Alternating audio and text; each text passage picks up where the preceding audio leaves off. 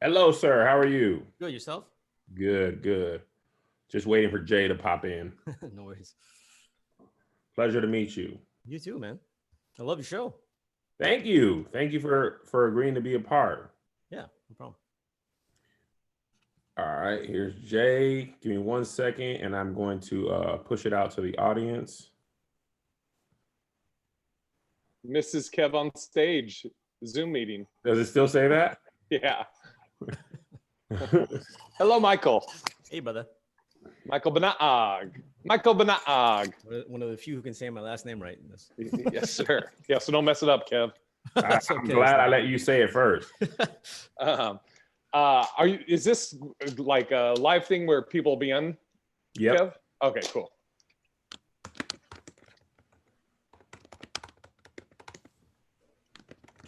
And I was gonna say, if you want me to, I know we usually have you like explain what the guest is or who the guest is. But if you want me to, so the verbiage is right, I can. Yes, please. Okay. Please, please, please, very much, please. Michael Banaag. How many times are you gonna do that, Jay? I love his name, Michael Banaag. McBang. He even does it right, like in with Tagalog, with Filipino, like the second syllable has to be pronounced higher. So that's. Is it really? Yeah, it's nice. Come on, Kev, have a little respect.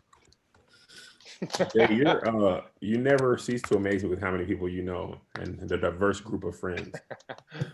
It's cracked me up. All the people on the Discord or in the comments will always say they're like, man, I want to be like Jay with all these different crazy friends he's had. Actually, man, Kev, when I first met Jay, and we hung out the first time, we were at the mall and we went to a GameStop, and he made like 10 friends right then. Nice.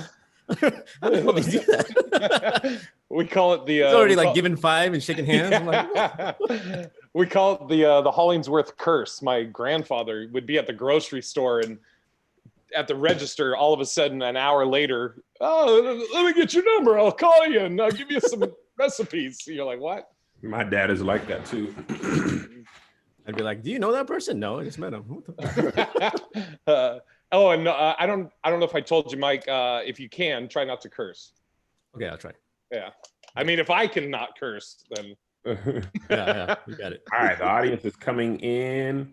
Oh, and Mike, I'll probably say I'll be saying more just Wing Chun Do rather than the name of That's I'll probably say his name once at the beginning to say how like you studied with two of Bruce's original students. Yeah, that's fine.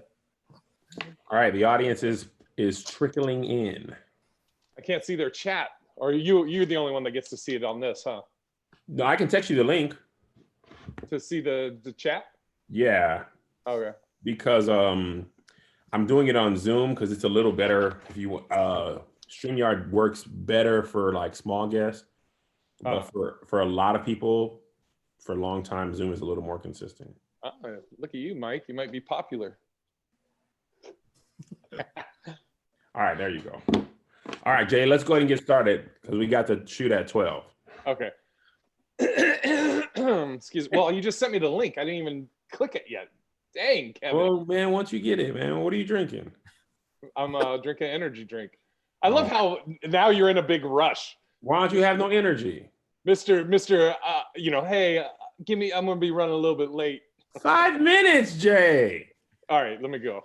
I had to let Tahir. Hey, what's up, everybody? Welcome to Ask, where you, the audience, get to ask questions of somebody you may not interact with on a day-to-day basis. It's a place to grow, learn, understand, and educate for everyone. You know what that is, Mike? What? That's the glue. I'm one of your hosts, Big Irish Jay, and I'm Kev on stage, and Big Irish Jay is gonna explain our guest today because I am an outsider. I'm a mere mortal who has no hands. We are doing Ask a Student of Bruce Lee's Lineage. Michael Banaag, my buddy Michael Banaag. So if you're wondering what is Bruce Lee's lineage, what does that mean? Michael is a second generation original Bruce Lee's fighting system. That was the right way to say it, Mike? Yeah, sure. Yeah. So Michael, I'll just say this to get it out of the way because I mean Mike's one of my good buddies. I used to train with Mike. So Michael studied with Bruce Lee had 4 students when he moved to Seattle.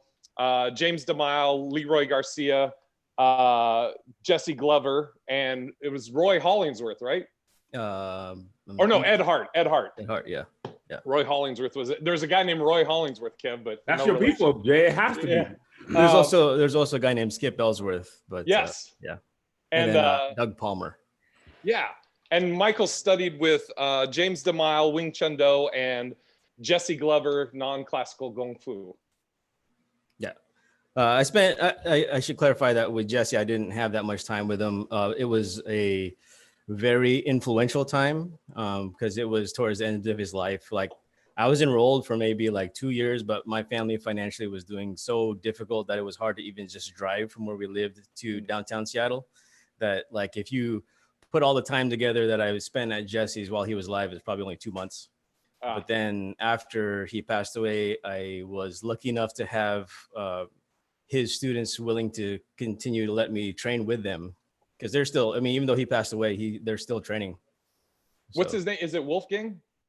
No, it was Tom DeFelice was the one who was teaching. So, or he's still teaching, but, and then I had the pleasure of sort of learning some more with a guy named Steve Smith.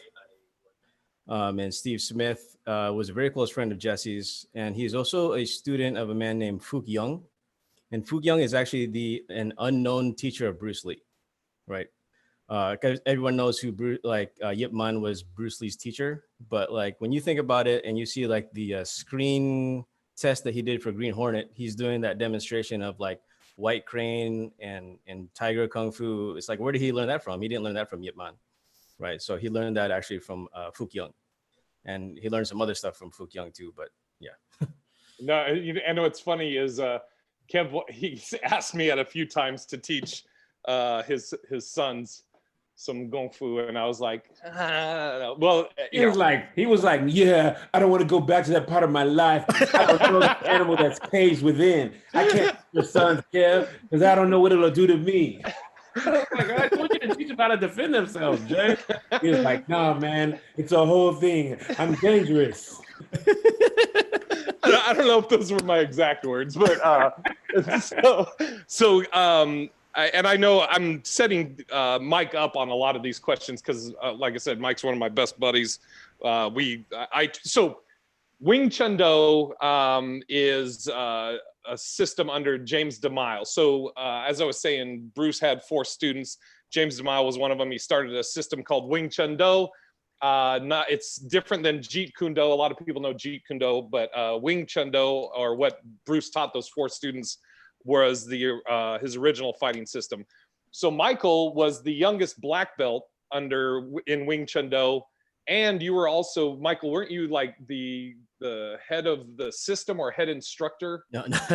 I was I inherited the school when people wanted to retire. So it was myself and our buddy Manuel Del Pino. We inherited the school, and by proxy, we ended up being in charge of the West Coast of all the instructors in training, which wasn't that much anyways. But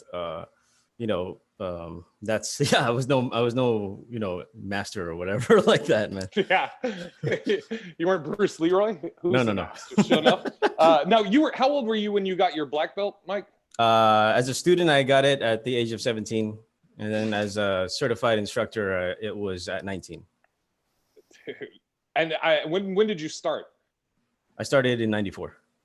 Well, I mean, how old were you? Oh, 13. Sorry. 13. Yeah. Dang. And with and just so you know, Kev, have you seen the movie Dragon, the Bruce Lee story? No.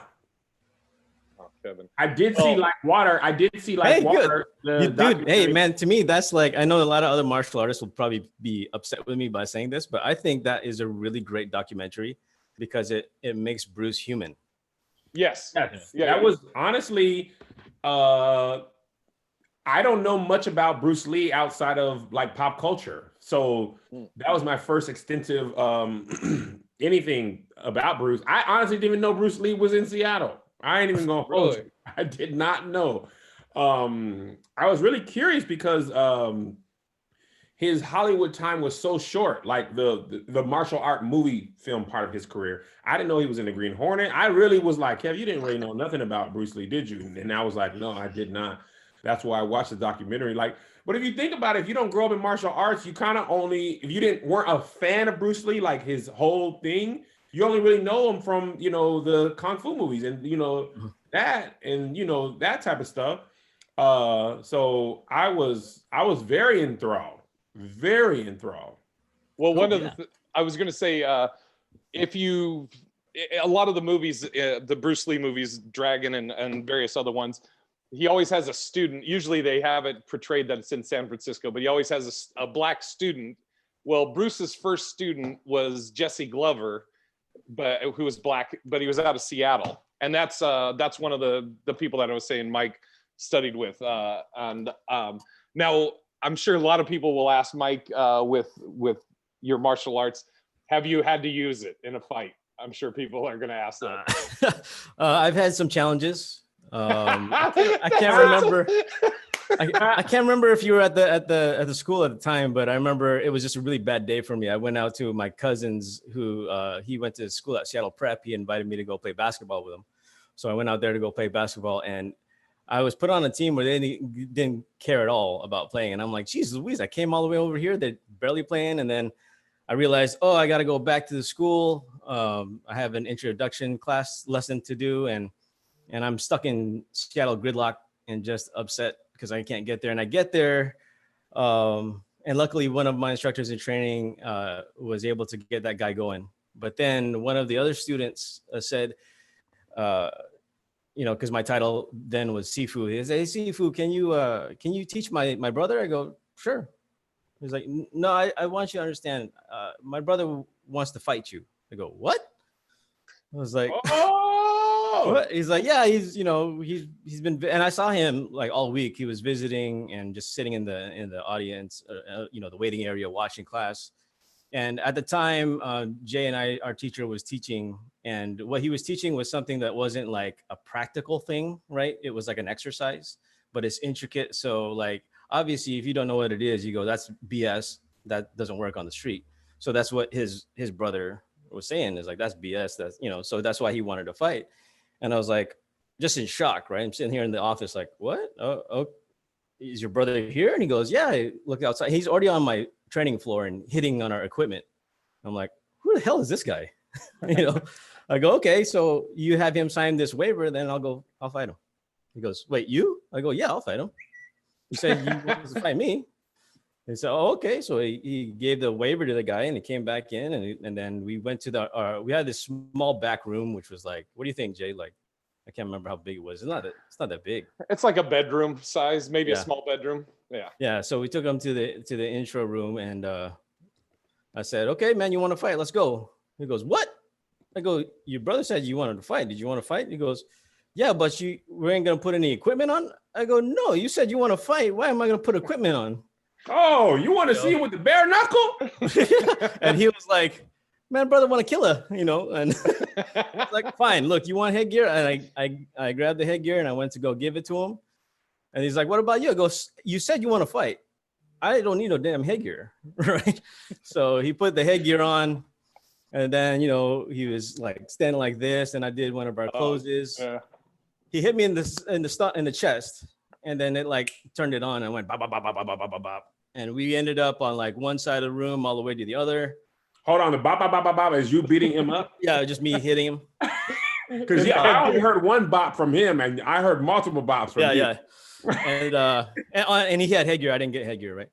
And we ended up where he was on the ground, and I had my knee on his like chest, right?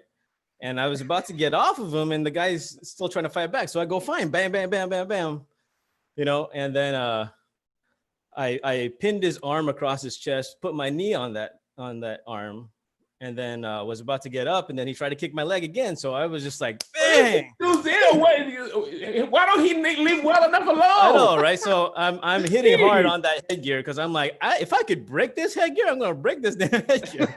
Right? Obviously that didn't happen, but then then his brother was watching the whole time, and his brother said, "Okay, Sifu, I think that's enough. I think you learned." I go, "Okay." So You know, yeah, woo up the bam. and then as he gets up, right? So the lighting makes it so there's shadows through the headgear, so you can't really see his face. Then he takes his headgear off, and he's got a freaking like a mouse like that on his head. and his mouth is all bloody. So and you know, that was actually my first challenge, first you could say fight, and adrenaline was pumping, and I'm like emotional, and I swear a lot. And I'm not gonna do it here, but I was just like, you know. So now, do you believe? He's like, yeah, I believe. I go, Yeah, no, I go, yeah. good. Now get the F out of my school. I don't want to ever see you again, right? And he was like, oh. So then he went outside. His brother took him out, and then I'm sitting here like just shaking, you know. That's that adrenaline. Yeah, dude. I was looking at the mirror, and I was walking, right, and my head, you could see the image of the mirror was like I was perfectly standing straight. But the screen, the image was like this. I was like, how is the world doing this? But I'm walking straight. This is crazy. So I calmed down a little bit, and then I went outside and I said to the guy, "Hey, look, man, I'm sorry for yelling at you. If you want to train, you can train." And he was like, "Oh, thank you so much, man. You know, but I'm visiting. I'm from Atlanta. I'm just visiting right now, but I really appreciate it. Thank you so much." I was like, "Yeah, sure. If you want to sit and watch, you can watch." He's like, "You made that man move, Mike. He was living there, but he was like, oh no, I'm just visiting. That's cool, man. I'm not from here." yeah.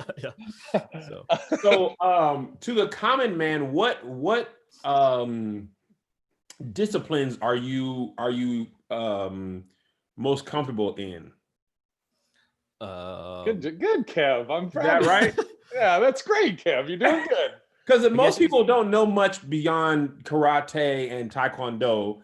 I remember. Wait, what's the first one you said? Karate, taekwondo, and Jay's the one who taught me Wing Chun Do. He did a couple of things where he tried to break my wrist and then he smacked me in the face and stuff like that. But he never taught me. He refused to teach my sons because he didn't want black men knowing how to. Oh, here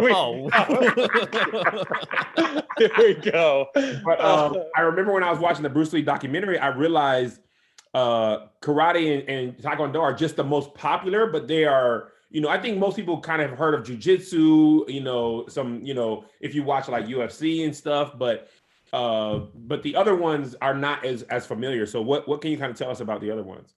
Well, like a lot of people, so the ones I'm actively training in right now, is that Fukyung stuff that I'm learning from Steve Smith, my teacher. And then a Filipino martial art. I don't know if he'll let me say his name, but Renato. He's what are you gonna do? Beat you up? He told you what you do with the he's a pretty humble guy. But he's a student of Sonny Umpad, and Sonny Umpad, Jesse Glover, you know, Bruce's first student, said that Sonny was like Bruce Lee with blades, like he was that fast with his hands.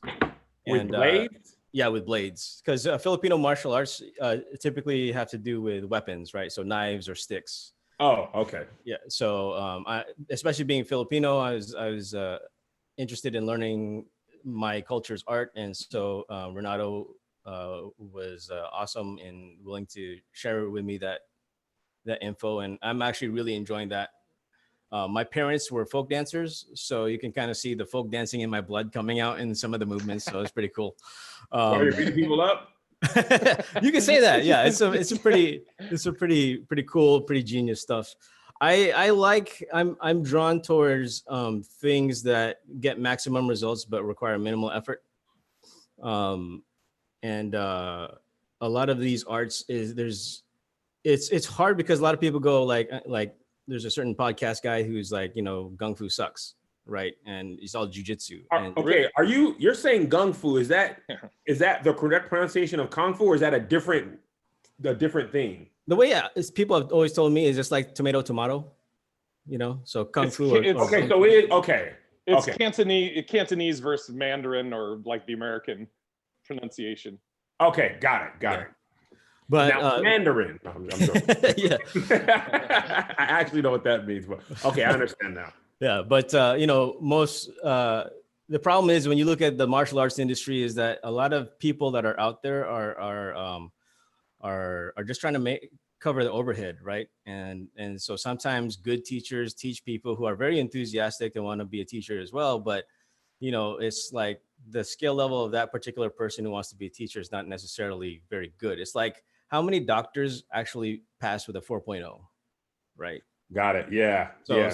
you know, you always want the best surgeon. Everyone's a surgeon, but you want the best one. You don't want the Right. one who's so, right? I mean, yeah. Anyways, so when people say like gung fu sucks, it's like I always ask, well, who did you train with? What does it look like? What does it feel like? Most importantly, and you know, sometimes it's Why just do people say it sucks?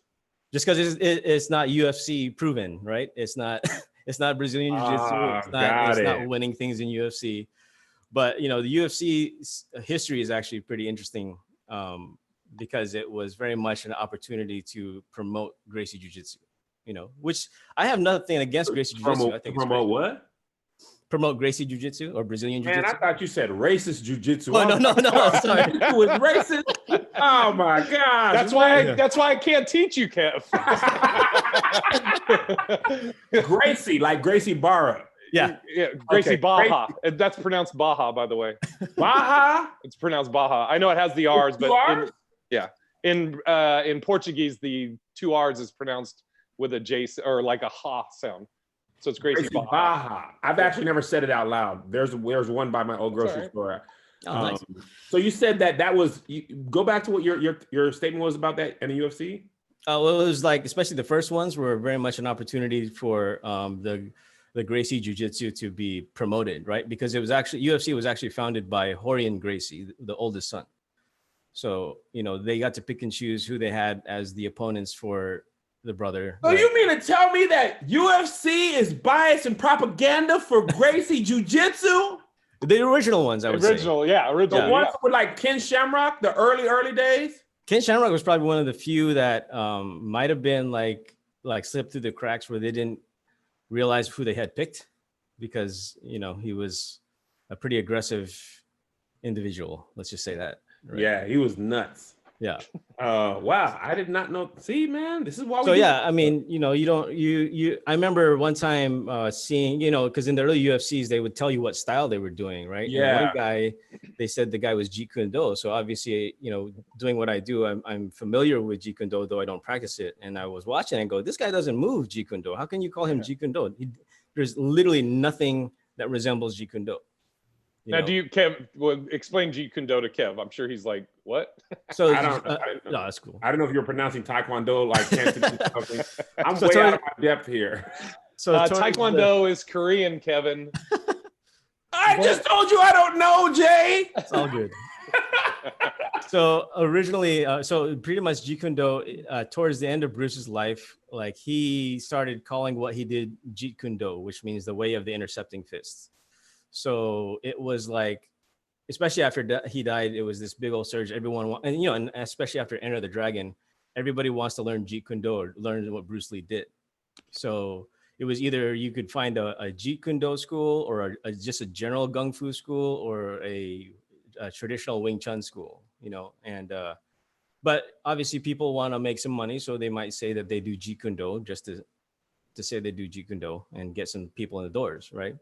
Yeah. And so yeah, obviously this was the case with this guy. He was probably told that he learned Jeet Kune Do, but it was, I mean, absolutely not at all Jeet Kune Do, right?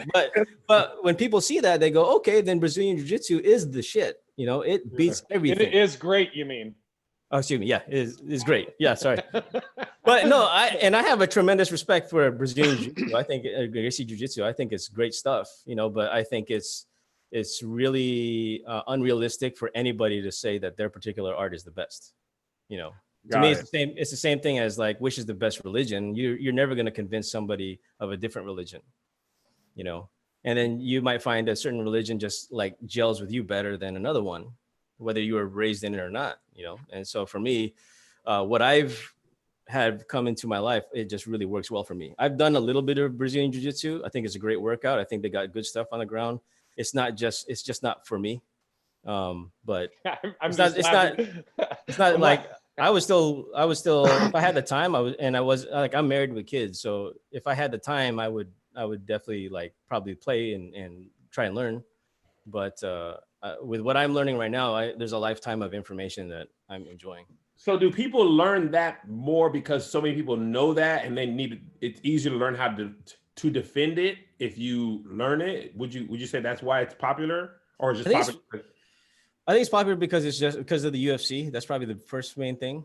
So they think like a lot of people, like here's the thing. A lot of people think that what you see on TV and in movies, that's what fighting is. That's only half the truth, right? Like I follow this one guy named Richard Dimitri. I really like his stuff. And he talks about there's tennis, badminton, and ping pong, right? They're all very similar, but when you play it, it feels differently, each one, right? And there's self-defense, combatives, and martial arts. Very similar, but they're all very different, right? Self-defense is really about like knowing the 1,000 things that you need to do so you don't have to use any techniques, right? It's like awareness, how do you carry yourself, how do you interact with people? Combatives is literally just like how like techniques like punching and kicking and stuff like that. Martial arts can have the other two, or it can't. It can, to me, it's like a soul. So self-defense is like mind, combatives is like body, martial arts is like soul. It can have like religious connotations. It can have actual self-defense. Some of them think they can do self-defense, but it doesn't, when people think about fighting, they put it all together, but it's not like, I love Brazilian Jiu-Jitsu as an art. I think it's great, but like, how do you deal with multiple opponents on the street? Well, in the movies, they always wait one by one for you to fight them. And then the next person, right? In real life, they jump you all at once. Yeah. And I have no disrespect for them. I think what they do is amazing. Like I'm a huge fan of this guy named John Danaher, who's in New York. Yeah, that guy is You're so full of it. But yeah, that guy, he's awesome. He's a Brazilian Jiu-Jitsu guy, and he's just like, he actually was a philosopher and like going to university for philosophy. That guy is amazing. I think what he does is great, but you have to put things in perspective and like fighting, like there's consent, fighting by consent, which is pretty much both street fighting and like sport combatives, right? Because you're saying, oh, you want to go? Okay, let's go. But real self-defense is not by consent, right? You walk into your house and someone just attacks you because they were in the middle of robbing it. And you're surprised. You're like, whoa, okay, I got to do something. That's self-defense, right? And most people. They was telling me about self-defense, because Jay is 6'8", and he was phrasing it how if he was gonna beat somebody up, the first thing he would do was put his hands up and be like, oh, I don't want to fight you. I don't want to fight you. I don't want to fight you. Then he'll sock you or chop you in the throat. Yeah. So that when people tell the story, they'll be like, hey, man, the big guy said he didn't want to fight him. I don't know even if he did the first thing. So I've been preparing, like, I bump somebody, I'm like, oh, I don't want to fight you. I don't want to fight you. Wow.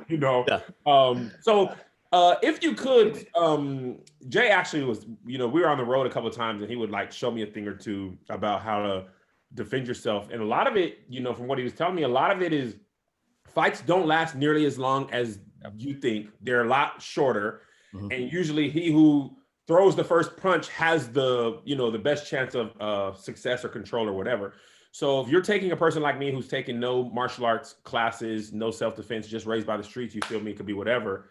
What would you say to a person like, if you're just trying to defend yourself, what would be a couple of things that you would tell someone like me? Well, the first thing I would do is go over your level of awareness. Like, how aware are you of the situation or your surroundings, right? Like, we go into a building together. I would say, hey, Kev, how many exits are there? See, I just be like, man, I don't know. I know where the Auntie Anne's is at, though. That's on the first but that's the floor. thing. Is like a lot of people don't think about that, right? Like, So stupid. Or can you even see one exit? Like it might sound like kind of scanning around everywhere you go. If it's new. Yeah. If it's new, I'll go, okay, what would be something I need to pay attention to? Okay. All right. And then that's it. Right. It's not being paranoid. It's just being vigilant, Paranoid is like, before you even leave the house, you're like, oh, this is going to happen to me. This is going to happen to, it's all conjured up. Got it. But being vigilant is it's just the same as like, okay, you talk to your child. We're going to go to a crowded area. What do? You don't just like let go of their hand, Yeah. Just by the fact of holding their hand, you're being vigilant, right? Okay. So that's the first thing I would do, because a lot of people actually don't have very good awareness. They're No. just, and it's actually worse now. I mean, like prime examples when you're driving, like remember back in the day, you put on your turn signal and you can pretty much go, but now it's like you put your turn signal on and it takes a while for them to recognize that you put a turn signal on. Because they're texting. Yeah. Hard right. to pay attention. Yeah, they ain't paying attention. So that's the first thing I would say. Okay, what's your level of awareness, right? Yeah. And then like after that, it's like techniques. People always that question usually leads to techniques, and the honest to God truth with techniques is it's always contextual. Okay. Right? So there's never one answer, and it's always like if I showed you one move, and you say, hey, let's try it again, I would not do the same move again, because now Really, you're prepared, right?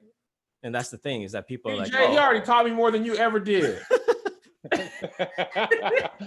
Well, he's able to teach you the racist jitsu or whatever you call it. Also, I would say, and you can tell me if you agree or disagree, Mike, trust your gut. Yeah. Like, how, I mean, you've been in situations, I'm sure, Kev, where you're like, man, I don't know, something feels like it's going to pop off. Trust that and get out. Yeah, and like I remember one time I was leaving work. Oh, I was leaving to go to work, and I was like, God, I just don't know about today. But I just went, and I ended up getting in a car accident that day. That's the Holy Ghost. That's the Holy Ghost was trying to tell you. So it's like, shit. Go ahead, Jay. I thought you had something. Well, no, I was laughing earlier because Mike was talking about jujitsu, and I remember us rolling and just putting my weight on Mike, and he'd be like, "Ugh." Oh man, I felt like my groin just like went pancake, and because I was in his guard, so people don't think something else. What does that mean, Jay? You were in his guard. So in jujitsu, like basically his legs would be wrapped around me, and that's why he's saying his groin would be pancake, is because I'm inside his guard and he's getting crushed by my weight. Thanks. So people don't think it was weird. What happened was I was in his groin, his legs were wrapped around me. Yeah. I don't want it to be weird. I just want to make sure it's clear. Yeah. You don't think it's weird. Yeah. We were naked, but don't worry about that. I mean, there was baby oil for some reason. I don't know.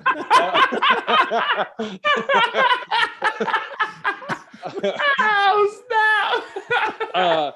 Here's related to you being an instructor in black belt, a young black belt, Mike.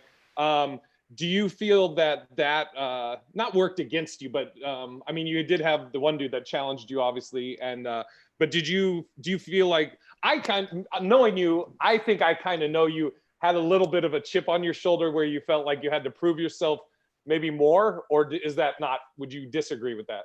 A little bit. I remember one of the instructor meetings we had, there was a certain individual who said, of course, he's got no life.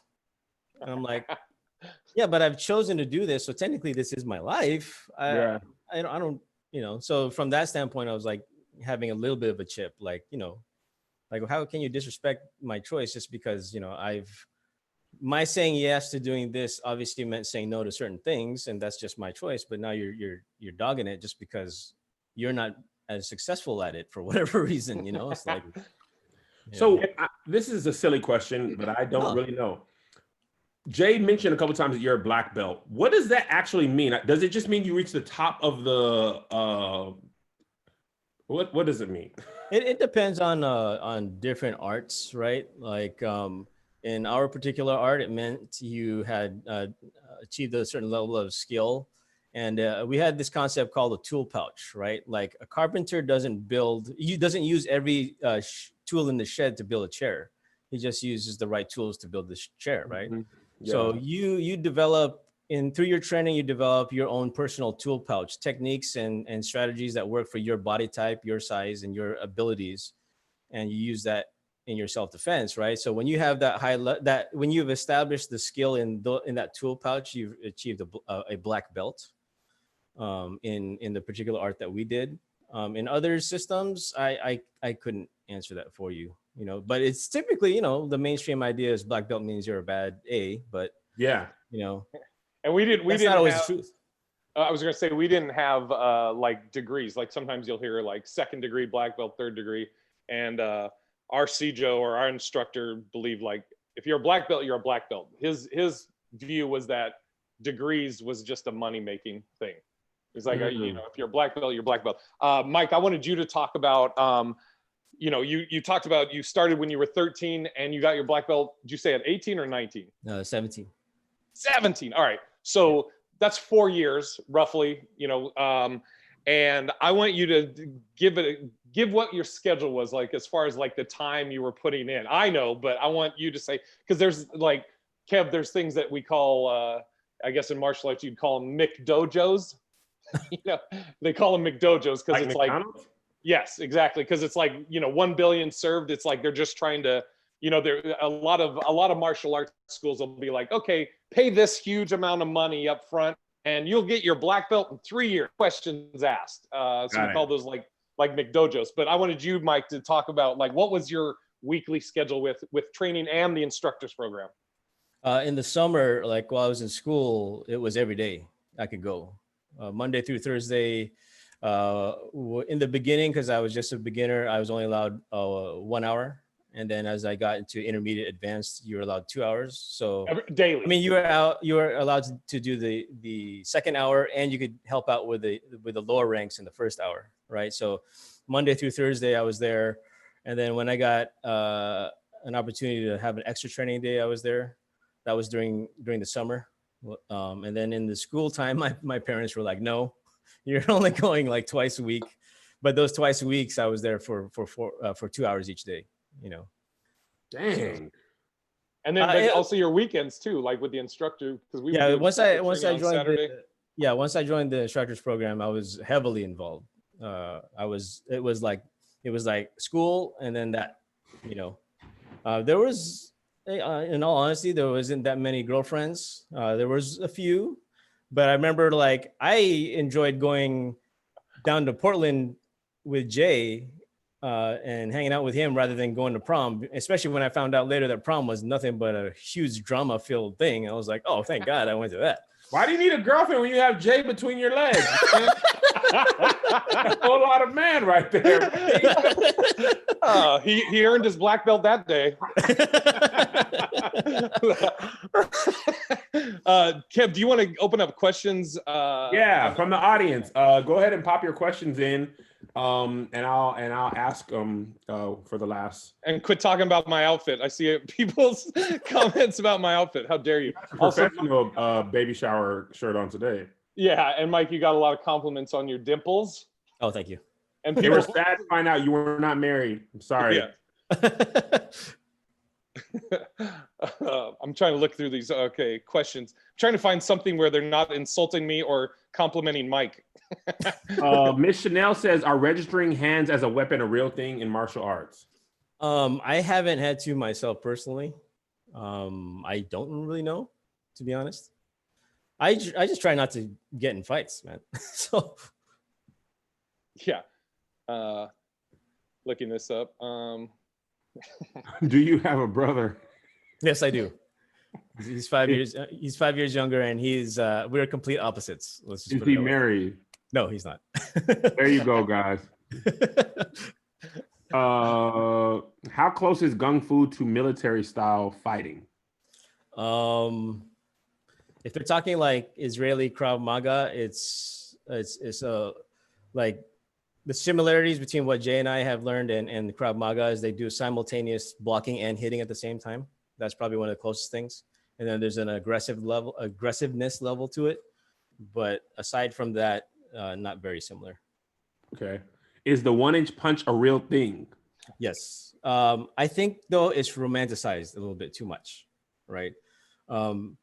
In actuality, what I've learned from my other teachers is that like there's this concept in Chinese traditional martial arts that's called Fa Jing. I think I'm pronouncing it right. And it basically, actually, Jay, you might like this. Fa Jing, I'm not Chinese, but Fa Jing supposedly means startle. Really? Startle? Yeah, startle, right? Like a suddenness. Wow. So the concept behind the 1-inch punch is just being able to generate a large amount of power in a short range of distance. And you do that. Part of it is with this idea of this explosive, like startle feel. The other part is that it's not what ESPN just recently put up with Chael Sonnen doing the narrative. That's great. That's nice, but it's totally not that. It's just like a chord, like it's any technique. So one of the things I like about this that I learned from this other guy who doesn't do martial arts, he defined technique like as an equation. Sequence plus timing equals technique. So it's really knowing the sequence of things, the timing of doing each sequence, and that is what gives you the technique. Just like a golf swing, like the difference between a Tiger Woods golf swing and a Charles Barkley golf swing, right? Like one's got the right sequence of timing, the other one is just, hacking out grass. But it's about synchronizing your whole body to do that one tiny little punch. Got it. iFriend says Michael Jai White said that he could beat Bruce Lee based on his size and strength alone. Do you agree? I think when it's funny because I've actually been listening to his stuff, and when you look at it from the general standpoint of what Michael Jai White's saying, when you say like, forget who Bruce Lee is, you talk about a 200+ pound guy like Michael Jai White versus a 135-pound person. Yeah, the bigger guy is going to have an easier time winning. And that's what Michael Jai White was even saying, because he said, I renounce what I said. I wish I hadn't said that. And when you talk about it from the weight standpoint, I totally agree with him. But when you talk about Michael Jai White specifically, or anybody specifically versus Bruce Lee, I think before he makes a comment like that, he needs to have had actual interaction with actual students of Bruce Lee to know what it is. If you can't whoop me, then you couldn't whoop him, basically. Yeah, dude, like here's the thing that I wanted to make sure that people understood about the people that I trained with too, is these guys could fight. But one of the coolest things about these guys is these guys are extremely educated, very smart. Like Jesse Glover was a psychologist, right? I mean, he had a degree in child psychology, and he used that in how he taught people. And it was amazing to watch, right? To be a part of it. Like I had this great conversation with him about, hey, Jesse, how do I do this technique better? And he said, well, I'm going to, whoa. I'm going to show it to you. You show me what you can do. And together we're going to work to make it work for you. And that was huge to me. Yeah. Like, where I came from, it was like, this is how you do it. And you do it that way. And that's how it is. Right. But got it. Yeah. Different, because Jesse was like, no, we're going to make it fit for you. And I was like, whoa, that's different. That's cool. And you could see that with all of his students. You could tell they all trained with him, but they all did it their own way. And it was awesome. Right. So it was, and like, again, the degree of effort for the amount of power that these guys can generate was amazing. And that's why I think, with all due respect to Michael Jai White, he needs to have actually interacted with actual Bruce Lee students before he can say, oh, I would have whooped Bruce's ass. From a weight standpoint, yes.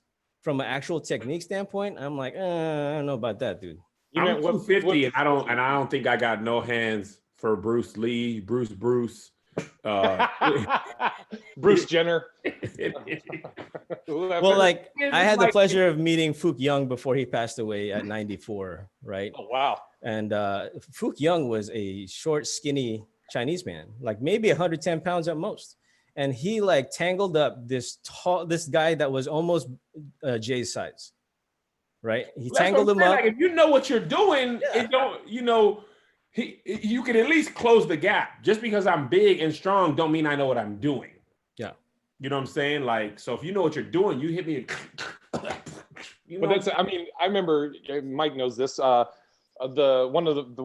instructor in Wing Chun Do, you would do an intro. Like if you went in there and you were interested in taking the class, you do an intro. He'd kind of say, "This is what we do. This is what we don't do. This is why."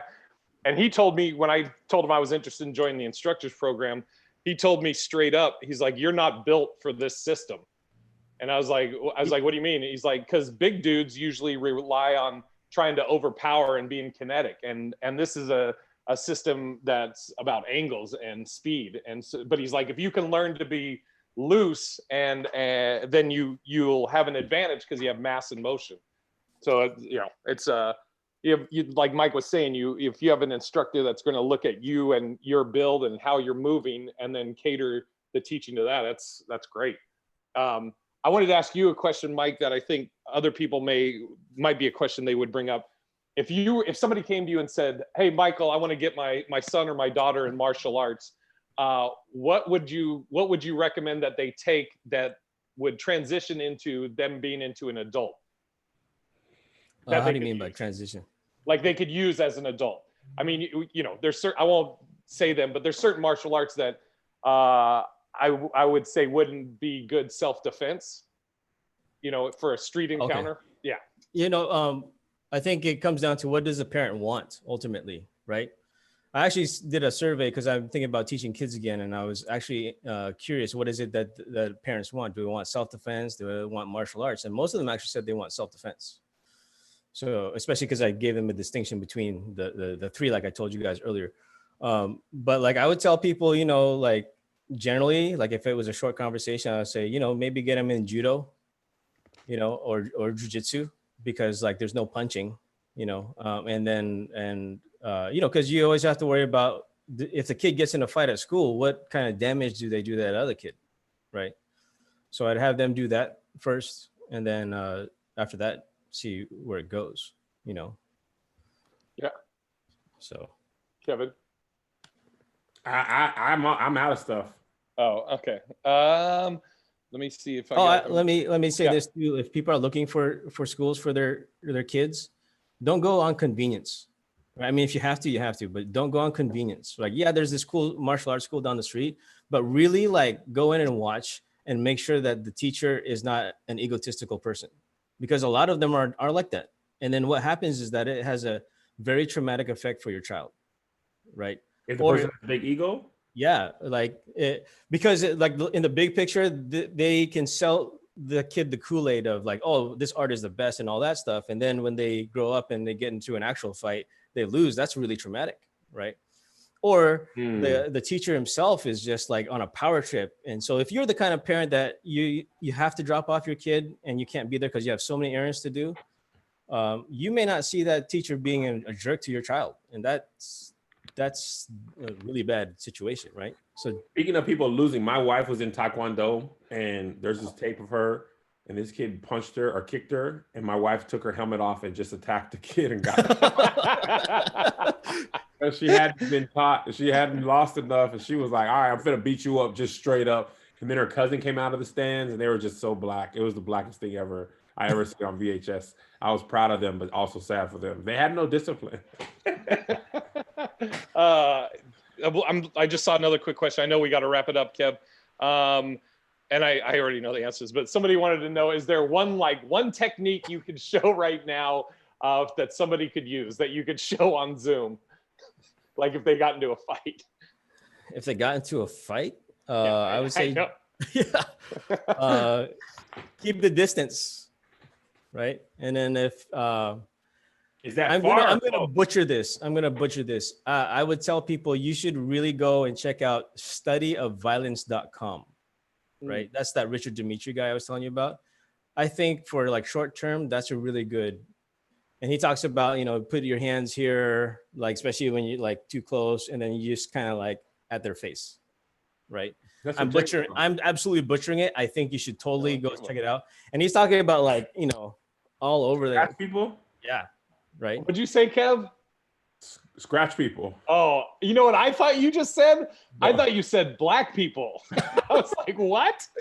Oh, Jay, what's going on there, man?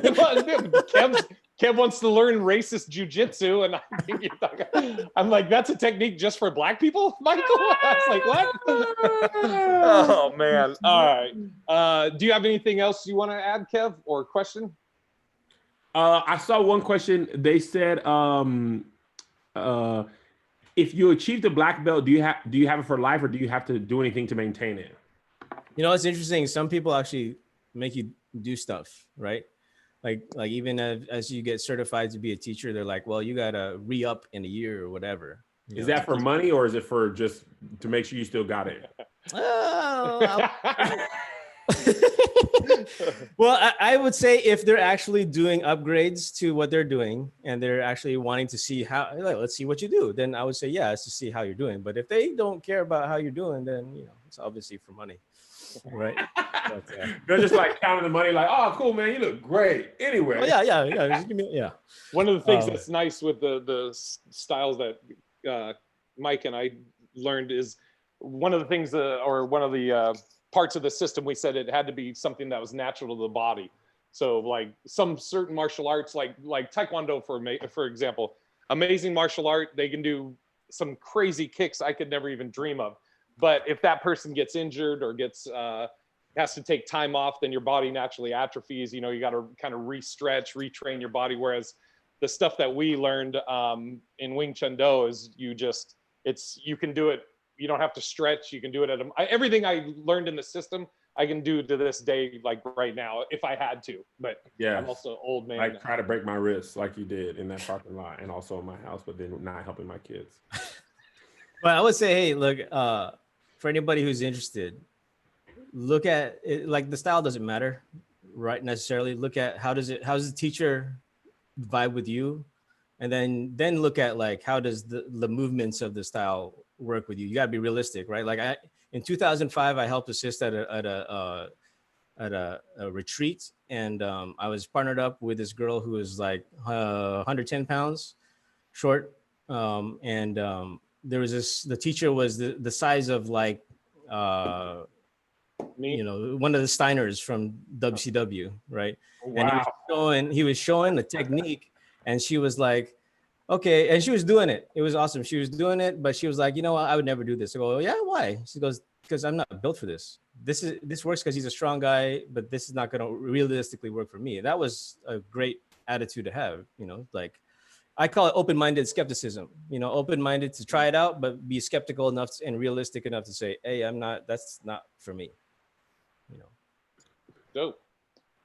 I got nothing else, Kev. All right, cool. Mike, let the people know where they can find you on social media if you're into that, so you can beat them up online. Oh, I actually don't have anything right now.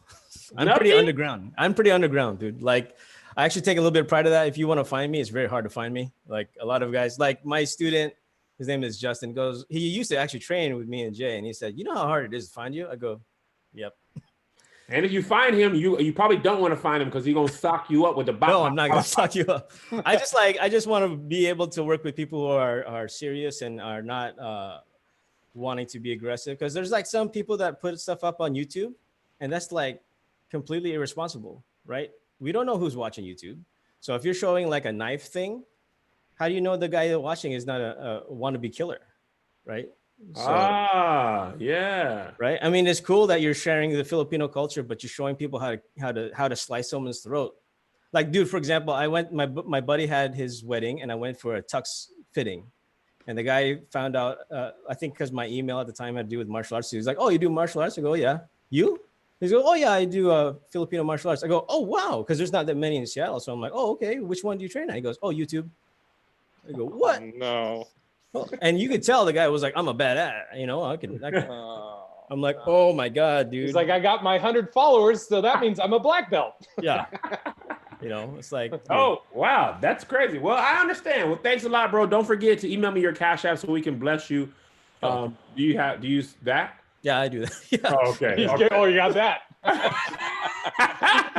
So just email me that, man. And I got to pay my lawn person right now. I get it. Thank you so much for rocking with us, man. We'll catch you next time. All right. Mike, I'll call you later, Mike. Cool. All right, later, brother. All right. Bye. Jay, could he beat you up? Oh, yeah, I'm sure. Dude, you could beat me up right now. No, not with that way you try to break my wrist that one time. I'm an old man. You ain't, though. I'm an old man. Let me grab. There's that fat baby. There he is. Look at the punting. Hold on, I can't hear you. Hold on.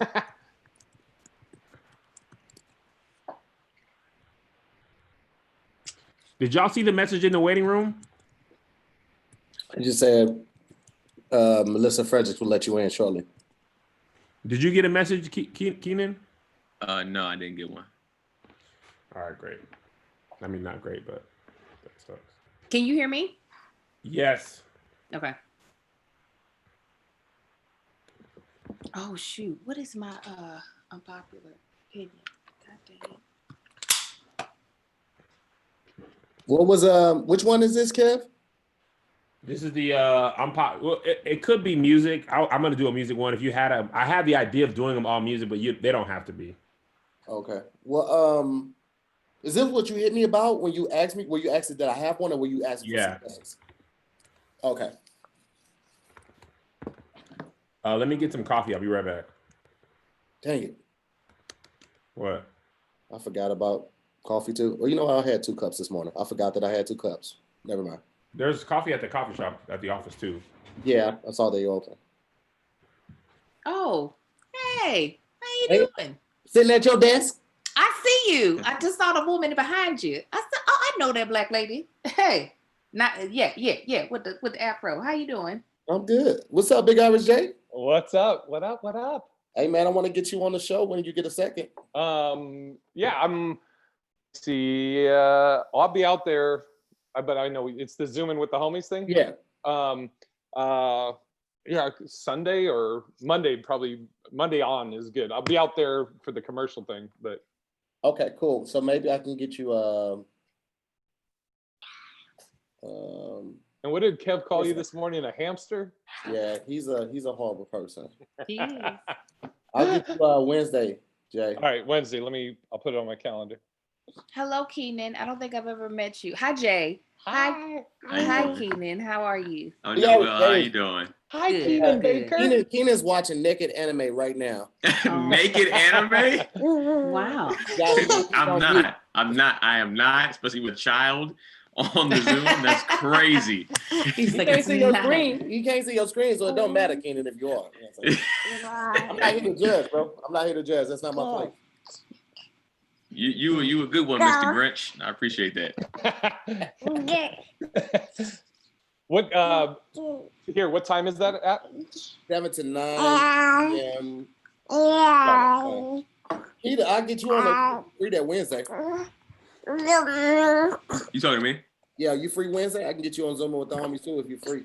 What time can we do the anime podcast that you're just making fun of? Oh no, I wasn't making fun of the podcast. I was making fun of you watching next anime. That's what it's 7 to 9 p.m.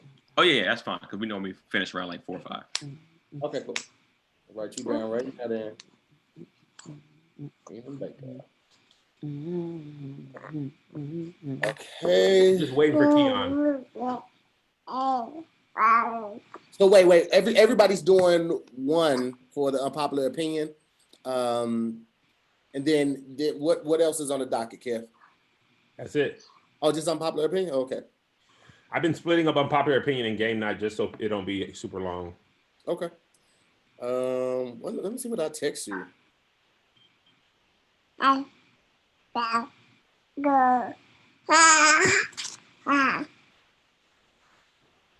them talk about it, baby.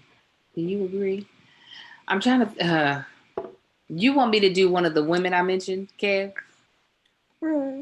Yes. Okay. Remember what you said? Yeah, I had to scroll through the thing. One I already talked about here recently. Shut that baby up. Listen, I know he's imitating her singing. You got him right by your mic. Oh, I'm so sorry. I don't even know where my mic is, to be honest. He does. Yeah. He grabbed it like Go find your grandma. Go find your grandma.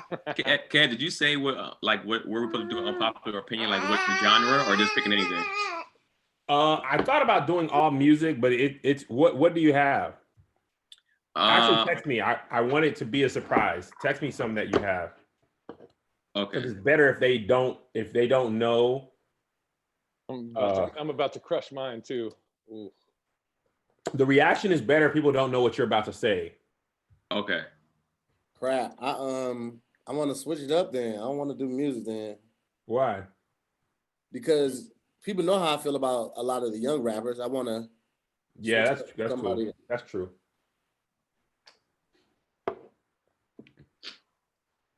What, that they're mostly trash? Is that what? Mm-hmm. Yeah. That's not. I would think that wasn't actually an unpopular opinion. I would think it's quite popular. Ah, that's great, Keenan. Angel, can you text me one you're good with?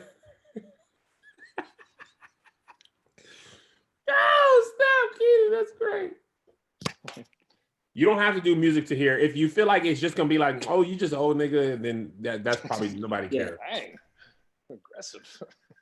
Does that make you uncomfortable, Jay? Even though you and your people created that word, does it bother you? Yikes. You and your people, he was there, he voted on the issue. Yeah. Next to the docket, we have the word nigger. Yeah. I And, gave that a thumbs variations. down. I've been on Jay head all day. Racist jujitsu is hilarious. Man, give him he just lost a loved one, the most special loved one. You didn't give him a break for that? Yeah. Oh man, dude. You're supposed to get at least a week and a half, Kev. Week and a half, 2 weeks. I'm doing a special on it too. To hear, I'm gonna do it for real. I'm doing like a 30-minute special all on my mom's passing. Oh yeah, that's gonna be awkward. Oh no, it'll be great. Everybody was like, can we laugh at his Oh mom? yeah. Well, I'm going to address that up front. I'm basically say if you don't, then you hated my mother. Oh. Yeah, we just did an ASCA with my buddy that's a black belt, and my buddy said Gracie Jiu-Jitsu, and Kev goes, "Did you say racist Jiu-Jitsu?"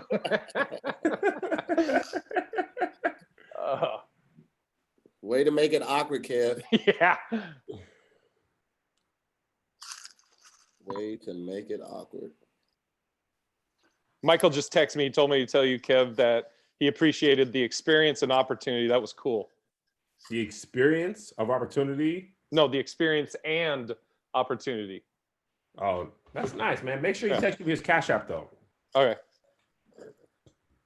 Keon, killing me, man. What's that? Thursday? Yeah, he shouldn't be shooting today. He got them kids every day though.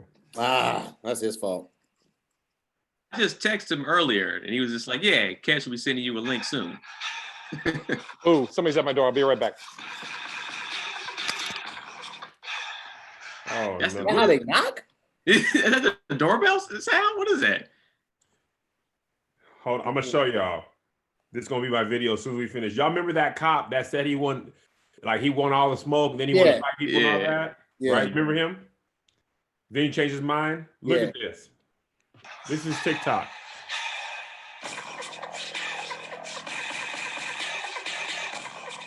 They was gonna kill that man. What is he crump dancing? What is that? He was going to get killed. You hear me? He's Let me go ahead and record that right now.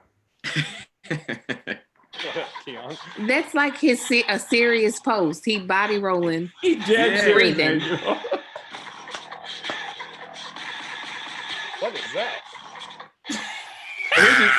He walked up like he killed somebody. Keon, I'm watching this cop that said he was gonna beat people up. Oh, Change Oh his my mind. god! You know what though? That song is dope though. That It's song. ruined now. Keenan, it's ruined. is all ruined. is he body rolling for freedom? What is that? Keon, can The you fight text me your police brutality. unpopular opinion again, just to make sure it's a good one? I just want to Ah. I don't know if What's I'm up, gonna do the everybody? How one you you doing? chose, Kevin. Why? You can pick another one. I don't know what you feel comfortable. Pick another one if you need to. It don't have to be music either. Okay. You have plenty of unpopular opinions. I know. I'm certain. I'm certain. Keon, Hi, Keon. your What's up, background, you always look like you're doing a hostage video. You know what it is? I don't like people seeing what's in my house, It makes sense. I get it. so I just leave it against the wall. Yeah. You always look like you at the DMV though. Yeah, that's fine. As a matter of fact, that's where I'm at right now. I'm at the DMV. No mask, Why was it all blue at first though? Your background was like blue for a second. because I'm He was changing the taking his lighting. driver's license picture. Okay. With a do-rag on? That's hilarious. Oh yeah, Keon, that's a good one. Which one? I only got one. Hold on. Oh, no, my bad. I know what you're talking about. I was You changing good, the Angel? lighting as you said that, so I was like, which light? Is it this one? Is it- That cop really said. Body rolled on that. With the Yo, you same gotta go do-rag through and on. clean your TikTok up. You can't leave everything up when you threatening to fight people in the streets. Why was that ever in his TikTok? Why did he feel Wait, so that confident was like further down? Was that fairly No, new? no, my homegirl just sent it to me. Oh my gosh. Kev, I'm texting you. Michael said he doesn't have your number, so he texted me his Cash App. I'm texting it to you. All right.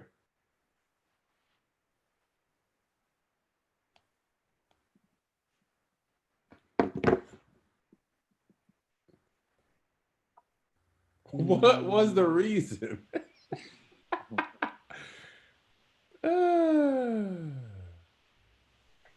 To hear you only got one light, huh? Don't you? No, I got one. I got the one that was by her desk over me, and then I got your light, like facing me. But I might have to bring it closer. They should be hitting you like this. Hold on. Because you got your shadow a little on one side.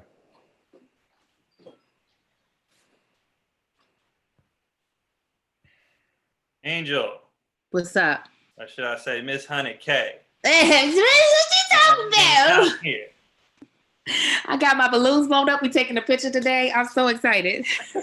Angel, you was doing the absolute most yesterday, man. So funny. Hell yeah. That Essence photo, I was like, why do you have this in your lexicon? Yeah, I said, let me scroll on down and find that photo. Add some more captions. I was crying. Listen. It's the little things that'll get me crunk. I don't need much. I will get excited. Is your next celebration gonna be at 200 or a million? 150. What are you I'm talking about to say about? 150. 101. Like 150. Pop, pop, pop. Did you Yo, know this whole time I thought I had stopped growing on Facebook because I had been at like 1.8 for a long time. But somewhere along the way, Facebook switched over to followers more than like page likes, but you can't check it on the app that I use. Uh-huh. Yeah, I didn't know that. I have like 2.5 million on Facebook, and I thought I just hadn't grown a lot. Okay, Jay, I'm sorry. I'm sorry to upset your baby shower shirt. I'm trying to get to 2.5. Angel, do you have one? You good? Let me send this to you and see. Oh man, I'm trash right now. Okay, I'm do you trying want to to do think- a couple and you think about it? Yeah, and I'll start texting you. I'm trying to think of something that people love and hold dear to their heart and rip it, but I don't. I mean, that's what seems to work the best here. So right now, I'm trying to think of movies right now, All right. and that's I think I'm going to start first just to set the tone. Okay. No, Keenan, stick with your first one. That one's good. I'm gonna keep thinking. That one's not that good. Oh my God, Angel! Oh. Yes, you Okay, are you want that? insane. You are out of your mind. You are out of your mind. You don't love our people. I do. All right, y'all ready? Wait a second, Kev. Let me send this text to you real quick. All right, sweetheart.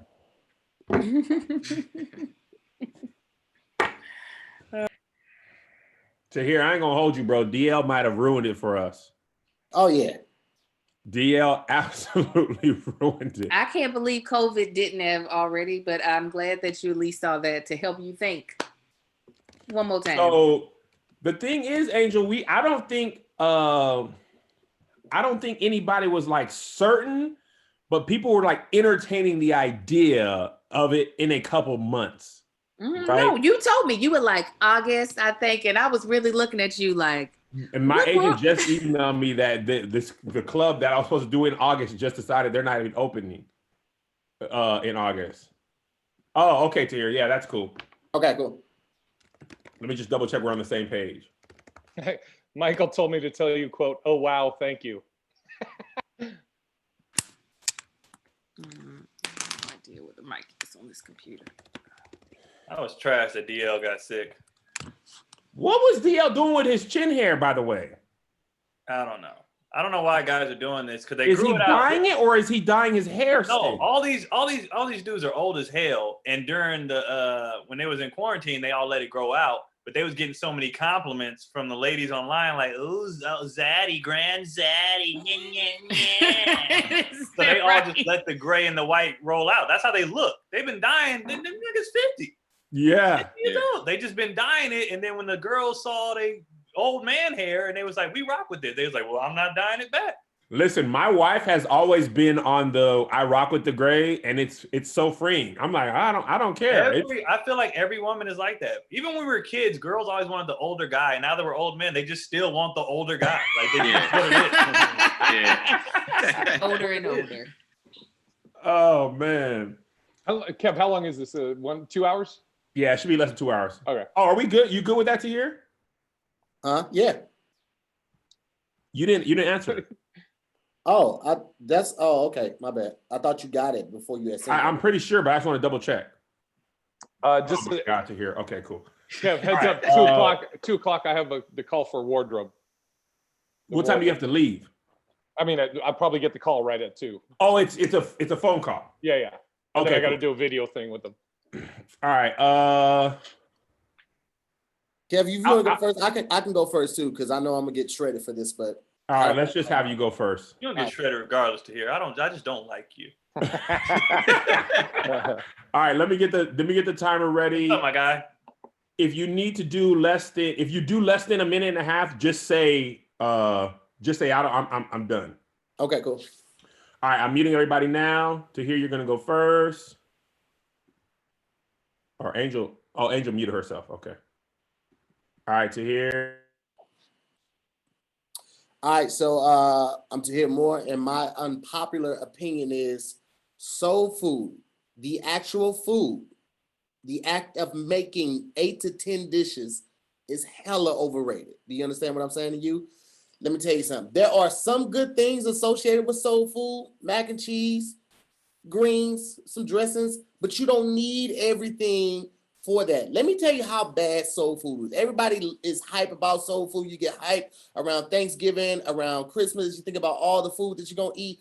That's the fattest thing that you can do. You know how fat you are to when you stuff your body to the point where your body has to say, hey, I'm going to shut down right now. That's what the itis is. That's your body saying, I can't take no more. Okay, I got to stop the mobility of your arms and legs so I can process the 10 gallons of food, the 19 pounds of stuffing you just stuffed inside your body. Soul food is overrated, and it is bad for the black community as racism is. I'm done. To hear more, hates black people. That's not. Nope. I love black people so much. I want them to wake up and realize we are doing it wrong. Okay. Food should be for substance and a little flavor. You don't need 10 pounds of flavor for you to eat. You don't need it. It's overdoing it. What are you saying Okay, exactly? Keenan and Angel, Overrated you can itself, unmute overrated, yourself. or the amount. I'm saying it's overrated. I'm saying you don't need all of that. Like, I think if you got 2 signature dishes, you got a good time. Cheers. What do you? You got some fire mac and cheese and some fire greens. That's all you need. Or if you got some fire mac and cheese and some fire stuffing, dressings. That's all you need. You don't need 19 dishes. Pecan souffle and sweet potato souffle and rice pudding and 3-layer hot water cornbread. You don't need all of that. You just And then what do you eat it with? Like these things don't have any other place to go but with each other. You can't do cornbread with shrimp fried rice. It has to go with its partners. Here's the thing: you can do cornbread, greens, and turkey. That's it. And if you want to add some pizzazz, throw a little mac and cheese in there. But here's the thing: a lot of people brag on their mac and cheese. Their mac and cheese be trash. That's just because you throw a whole lot of cheese in there and you think you know what you're doing, that don't mean it's good. Where your egg at, baby? You got to get that egg and whip it in there to make it fluffy. A lot of y'all don't even know how to make mac and cheese. So to hear, when you voted for Trump, did you also vote for Republican senators, or was it just the presidential campaign that you voted for? You know what's crazy, Kev, is that you took me to the polls. And I was going to vote Democrat. He's like, no, you're a business now. You got to start thinking like a businessman. This is why Trump should stand. And I was like, bro, I'm for the people. So you tried to flip it on me, Kevin. You were the reason. Now, here's the thing. To hear from St. Louis, St. Louis surprisingly is a great food town. I was really surprised. And they have Sweetie Pies, which is a really good soul food restaurant. Most cities don't have great soul food restaurants. So it's really hard for me to understand why you don't like soul food, or I'm sorry, why you think soul food is overrated, or Absolutely. 2 or 3 things are more? I'm not seen- understanding what happened. I've seen what it's doing to my community. Okay. Okay, if you're not eating it, you still built like that, so it's not soul food Yeah. problem. Black people are going out in droves in sweatpants and button-ups to these restaurants because they know they're about to gain 10 pounds, okay? And there's nowhere you should be eating when you plan on gaining 10 pounds. When you plan to go over a family member's house for Thanksgiving or one of the main holidays, the top 5 holidays, you're like, woo, boy, I'm finna go over there and tear everything up. You should never refer to food as being tore up like that. I think that's Okay. Yeah, I mean, I feel like That's the also, point. I feel like with food in general like that, you have to have options. Yes. At the end of the day, I don't like stuffing. Stuffing is one of the worst things on the planet to me. So I can't go out and just eat stuffing. I know I might get killed for that one too, but I gotta have cornbread. I gotta have mac and cheese. You know what I'm saying? If I don't have those other options, it's a wrap for me. you gonna And get nobody's saying you have to eat it all. You don't have to eat it all. That's the real issue here. That's I can the jump real in. Yes, you issue do. here. You have to eat it all. Right. Okay. Tahir has no Tahir has no self-control. self-control. That's what of this all- is really about. You trying to take Wait a us second, wait a all second. down. No. You trying to pull us all down because you ain't got no self-control. I can go to a buffet Angel. of soul food and not eat There it everything. is. I'm gonna address There it everybody is. one at a time. First of all, Angel, you have 12 kids. You have Yes. no self-control. And I'm gonna say no or wrap it up. You have no self-control. That's number one. Cam, you do have to try everything because the moment that you go into a black family member's house and don't get one of those items, whoever cooks said item is gonna be, oh, you acting funny now. Now you, That is 100% true. You 100%. Yeah. have to have it all on your plate. Also, Tahir, can I Absolutely. say one thing? Just to black women. If I put a little hot sauce or salt, I don't hate you. It's either 2 tastes. That's it. You got to do it on the I low. wanted hot sauce on my greens. I'm sure it's fine. You got to do it with your back turned like that, and then just slide it back in your. That's how you have to have it, and that's number one. Number 3. I'm sorry, Kev. That was number 2. Number 3, Keenan. You talking about you need options, and they're gonna kill you for not saying you don't like stuffing. That's what they're gonna kill you for because you say stuffing. That lets us know that you have white family members. Okay, black people make dressings. Okay, the dressing is made with hot water cornbread, and you got to take some of that juice off that turkey and pour that in there. So that's dressing. So if you're eating stovetop stuffing, that's what you're gonna get alerted for in the comments. Whatever you call it, No, dressing it's and not stuffing, it should be whatever I called. call It should be It's not called whatever I call disgusting. That's what it should be called. It's what the community calls it, Keenan, and you just. I mean, I knew what he was talking about. You were talking about all these different choices. I think there's too much seasoning. All these seasoning and spices. All you need is a little salt. All right, Jay. No. Yeah. We're trying to do affirmative action. Now I'm gonna block you. Not only I'm gonna kick you out of this, I'm gonna block you. You've been an ally, but now you. Let me tell you something. As long as Jay's wearing those hats, the white community don't want him.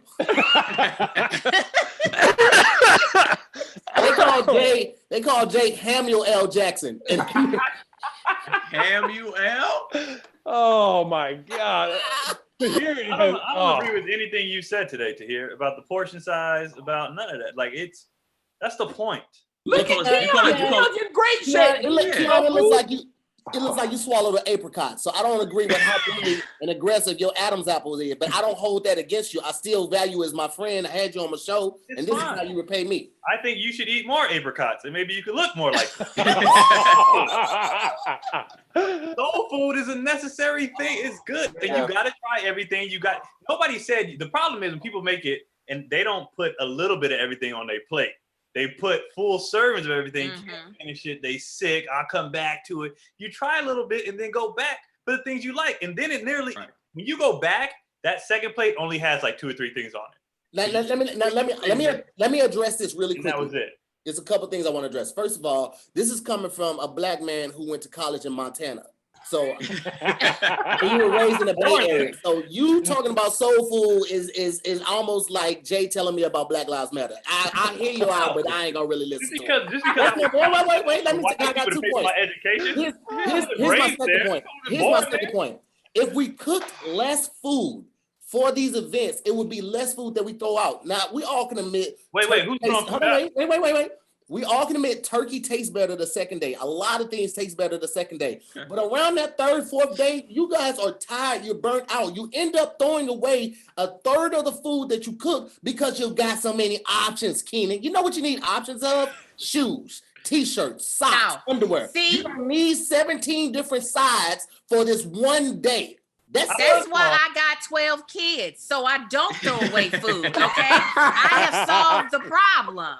That's what you're not realizing. And yes, soul food might be killing us, but at least we're choosing how we die, okay? We're dying over these sweet potatoes. We're dying off of this fried turkey. We get to choose, and you can't take that choice away from us, MAGA. You can't take it. I don't appreciate how Tahir is acting like he actually has thrown food away before. Like that's I don't like you don't have to lie in front of everybody. Like we be throwing stuff away. No, you don't. Tahir, Keon, Tahir was eating brisket on the flyaway bus at 2 a.m. You are a liar.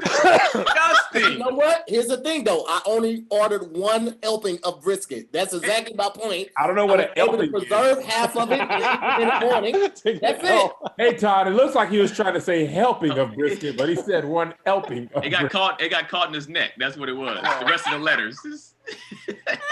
Wrap it up, Tahir. I'm done with you. Wrap up your to-go plate. In closing, I'll say this. I stand by what I said. I think the only way for us to improve in the community is also address the health issues that are going on. And at the end of the day, Keon swallowed a baseball. And I think that's also what we need to focus on right there. The fact that it's just lodged in his esophagus and nobody sees this as a problem, not even his wife. So that in closing is the point I want to make.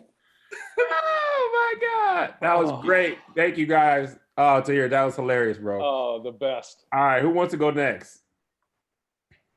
I'll go. Okay. I'm gonna set you guys off. Hopefully, I'm trying to keep my record of having the most. Can somebody keep my time? Make sure that I got you. don't go over. What is it supposed to be? Oh, just the first No minute? more than one. No more than a minute 30. Were y'all muting yourselves? I got did muted. No, I earlier. didn't. You muted me. Okay, I because had I tried to muted unmute a couple of y'all and it didn't work. That's 'cause I muted myself. Sorry. Oh, you did? Okay, that's fine. That's fine. Do y'all is it easier, do you think, if we just mute yourself and then unmute when the time, Yeah. that's or you fine. want me to do it? You can do it. I did it because I knew my noise was about to pick up before you had muted us. So Yeah, because you could just click mute all, Kev. Mute all? I was muted that whole time. Yeah. I just mute until you're done and then I unmute. Okay. Where's mute all to here? It's usually at the bottom.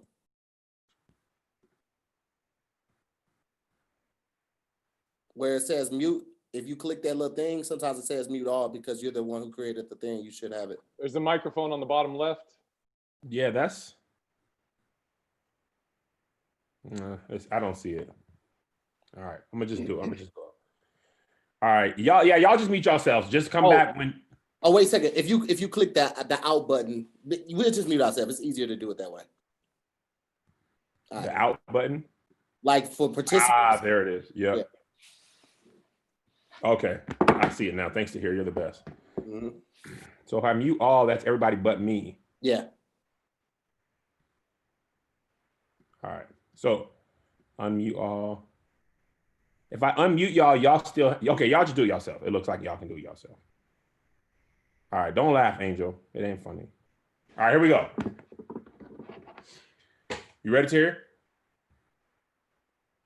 Can you hear me? All right. What up, y'all? What up, y'all? It's your boy Kev on stage, and my unpopular opinion is that not only did Macklemore have a good album, he deserved the Grammy nomination. Now, before you get upset, most Black people who are going to disagree with this did not even listen to Macklemore or Ryan Lewis's album. I did. Coming from Seattle, a friend of mine in the rap game said, yo, Kev, actually check this album out. It's kind of cool. Now, he did not deserve Best Rap Album of the Year, okay? I totally agree that Good Kid, Mad City by Kendrick Lamar should have won Best Rap Album of the Year. But his album was better than Yeezus, which was nominated, and Magna Carta Holy Grail, okay? So it deserved the nomination. Here's why I like the album. It wasn't Thrift Shop. It wasn't Can't Hold Us. It wasn't his singles.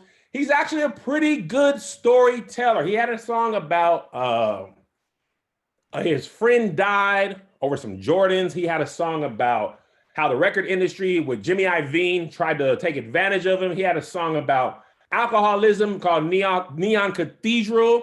It's a solid album. Good 6-7 songs. Better than Jay-Z and Kanye's album that year, but not deserving of Best Rap Album of the Year. And if you haven't heard it, why are you saying it's trash? Because of Thrift Shop? Okay, Thrift Shop sucks as a song. It was catchy. It was pop rap. I'll give you that. I'll give you Can't Hold Us wasn't okay. But the album overall was good. I welcome your disagreements. Black Lives Matter. Okay. That is the trashiest of trash opinions. Oh, he could tell stories. That's all white rappers do is tell stories because they ain't got nothing else to do. They ain't living no real life. And He lived in a real life, Angel. He was poor, just like me. He was white, just like me. We're going through the Oh. Did you listen to the album? Did any of you listen to the album, or are you just No. hating from afar? I did, and I'm not gonna lie to you, Kev. I kind of liked it. There you go, Keith. He can rap. He can rap. He there can are a actually lot rap. of people. There are a lot of people who can rap, but if nobody's listening to your album, they shouldn't get Grammys. Like that, it He doesn't sold make any millions of sense. records. You know who else could rap? You know who else could rap? Skilo. I wish I was a little bit taller. He could rap. I love it. Coolio, right now, Coolio can still drop a hot 16. Are you gonna buy the album? I'll listen to the single. You'll listen to the single? Now let me also ask you this, Kev. Outside of New Cathedral and the single, Cathedral Neon, whatever. Name me 3 other songs on the album. I want the title. I want the titles.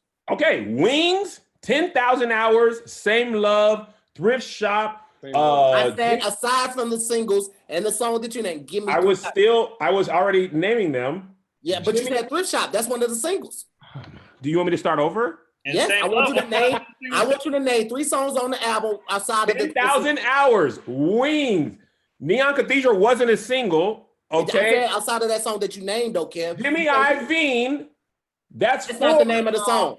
White Walls. White Walls is another one. Wake Up. I just told you I listened to the album. That's the whole album plus the 3 singles. That's pretty much the whole thing. Are you double checking? You know I'm not gonna lie to you. So if it was a black dude that did this album, do you think he would have won Album of the Year? No. And here's the thing. Our bigger problem is the Grammys, right? Black artists, we do not have something that we recognize with as much prestige as the Grammys. That's a separate discussion. I don't believe he should have won Best Rap Album of the Year. And I know the Grammys can be political. Same thing with the Oscars. It can have a whole bunch of other stuff that goes into it. So again, I don't think he should have won Best Rap Album of the Year. I don't think he should have won all the Grammys he did win. But it was a solid album worthy of a Grammy nomination. Probably because it was a weak year for rap albums. Kendrick was good and Nothing Was the Same. Drake was nominated. Either of those two should have beat Macklemore. But it was better than Yeezus. It was better than Magna Carta Holy Grail. He came out in a weak year. That's not his fault. No, Yeezus, it was not better than Yeezus. I'm not taking that. Yeezus is one of his best albums ever. Everything ever made is better than Yeezus. Yeezus is trash. Yeezus not taking it. trash. It's better than Yeezus. No, that's crazy. Y'all wild for that. Keenan, Y'all wild. wait a second. Y'all wild. I got to get confirmation on this. I have to get confirmation on it because I just booked Keenan for a show, so this is going to determine if he actually Trash. Did you say that Yeezus was a good album? Yeezus was so good. I went to the concert and Kendrick Lamar opened for him, and they both killed it. That Yeezus tour was Don't amazing. you try to put Kendrick in that second shit. Did you say What I Yeezus was say his about best Yeezus, album? Feel No, I what said comes on it's the one of his best albums. for sure, in my opinion. I appreciate Kanye for taking artistic risks. So I appreciate that he was confident in the I was like, what am I looking at? I love Kanye's riskiness to make an album like Yeezus. and I respect my ears to not listen to it, but it was not a good album to me. But I'd rather you make a Yeezus than to make the same album over and over, which a lot of rappers, a lot of artists do, make the same album over and over. I'd appreciate you being a little more risky than to do that, but I did not enjoy that album. Yeezus was made on an Oshkosh Bagosh in the bathroom in Montana. It wasn't mastered. It wasn't mixed and mastered at all. He just kind of put it out there, man. He put it on SoundCloud, and somebody got it and chopped it up and put it on iTunes. So y'all didn't like Bound 2. Y'all didn't like that. Yes. Y'all didn't like Black That's a Skinheads. song. That's not an album. it. I can make a This is song. Keenan's MO. Y'all didn't like Black Skinheads. This is how Keenan. Sound and Black Skinheads. That's it. Song has if an album has like 3 songs, Keenan be like, it was a solid album. No, Okay, let me ask you that. Oh, Let's go ahead, get Angel. back Go to ahead, this mediocre white boy. I'm not here to talk about. Are we Jesus. talking about me? Angel, you Yes. didn't even listen to the album. Why would I? Why would I? If all I got is thrift shop to go off of, why would I say, you know what? Let me give you some Because more Angel, of my you have time. 17 kids. That should be your theme song. That should be That's your why I listened to it. So Because he of Thrift became Shop? part of my my kids love Thrift Shop. It was on the radio and stuff. And I was like, man, this dude trash. And my boy from Seattle was, and he was a rapper. He was like, low key, his album's kind of cool. Like, listen to it all the way through and see if you still don't like him. So I'll give you that, Angel. But I love that you were confident. You're like, I didn't listen to it and I know it's trash. You haven't listened to it. I know he's mediocre. Listen, this is just like, you know, the guys that come up to you with the $10 CD on the side of the road. I ain't got to give him the $10 to know that this might be trash. Same It's all thing in the with Thrift Shop. presentation. It's all in the presentation. Some of those albums are good, Angel. Some people in the middle, every rapper has been at that level where they're passing out their stuff either at the middle of the mall or the street. Kendrick, early in his career, he was doing that. He might not have been at the mall, but he had that skill on that piece of trash album.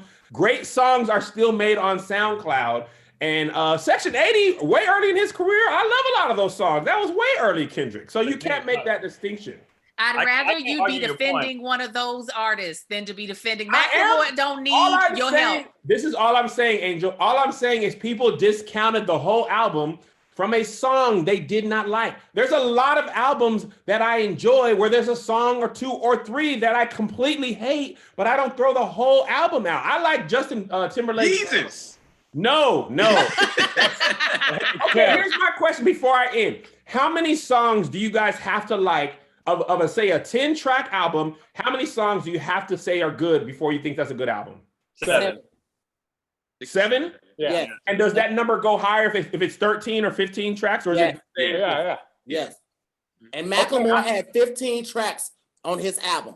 The Heist had 15 tracks. And And you the like 3 how singles many? he dropped was trash. Okay, I like I would Macklemore. say Trash. I'm gonna tell you because I was just listening to it on the way over here. Just for research purposes, you didn't really like it. No, I didn't really like it. I like 10,000 Hours. I like Make the Money. I like Neon Cathedral. I like White Walls. I like Jimmy Iovine. I like Wings. And Same love. Same Love wasn't really a song for me. But I didn't. What's the song that every Seattle sports team would play of his over? Can we go? Oh.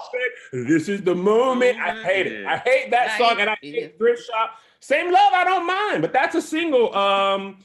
Awake, I hate, but Awake is different. Everybody, you know, when you have an iPhone, and the song that has the first in the alphabet always plays. Yeah. Okay, Awake was that song for me that I used to like, but for like 2 years, it was the A song before I had anything. So I hate that for a different reason. But the Jimmy Iovine song is great. It's worth 2. It's 2 and a possible. I love it that much. No. You haven't even heard it, Keon. I have heard it. That's Keon. Keon. I was looking at Keon. I shouldn't have been on the same day. We all gave you a number to make an album good. You couldn't even give us that. So even you No. know in your heart the album isn't good. And I've even heard it, but if you release 3 trash singles, I'm assuming the album is trash. That's Trash? fair. The That's singles fair. are trash? You said 7 out. We said 7 Are out you of 10. eating to here? No. He's eating soul food. Yes. Stuck in his teeth. What were you saying to here? You said 7 out of 10. You named what? 4 songs? What do you Out of have in your 15? mouth? You couldn't even get to I named majority. way more than 4 songs. I named 6 that I like really a lot. The rest are okay. I don't really hate any of them. except Thrift Shop and Can't Hold Us. Those But are how the many only two I really songs hate. on the album? Huh? 15. Songs on There's the album. 15 songs on the album. Six I out of don't 15 like the is two good. of the singles I don't like. 6 or 7 I really enjoy, and the other 2 or 3 are okay. That's a solid album. That's a good album. I'm not gonna lie, Can't Hold Us is the perfect treadmill song. It's got great pace. Okay. Oh, You can Coming burn around. a lot of calories. So, So if he ever released like a whole like Zumba fit like I was just- compilation, I'm there. I am there for it. 24 Hour Fitness had a record company, he would be ideal for Yeah. that. Boom. That's all we saying. He's a Tybo artist. Yeah. He can go double platinum on 24 Hours Fitness album. There you go. In my conclusion, The Heist is a solid album, deserving of the Grammy nomination that he won. Or he won the nomination. Not deserving of Rap Album of the Year by far. Good Kid, Mad City, or Nothing Was the Same should have won by a landslide. And before you discount it, listen to it. That's all I'm asking, is listen to it before you discount it. That's all. You're part of the problem. You're part of the problem, and you hate HBCUs. Oh my God. All right, cool. Who want to go next? I'll go next. I'll go ahead and get it out the way. Yeah, get it out the way, Angel. Keep that same energy. Hold on, Angel. Let me hold on one second. Let me mute myself. Angel, I'll just do this when your time's up. Okay. Nah. Keep that same energy, Angel. I You was will loud. keep the energy.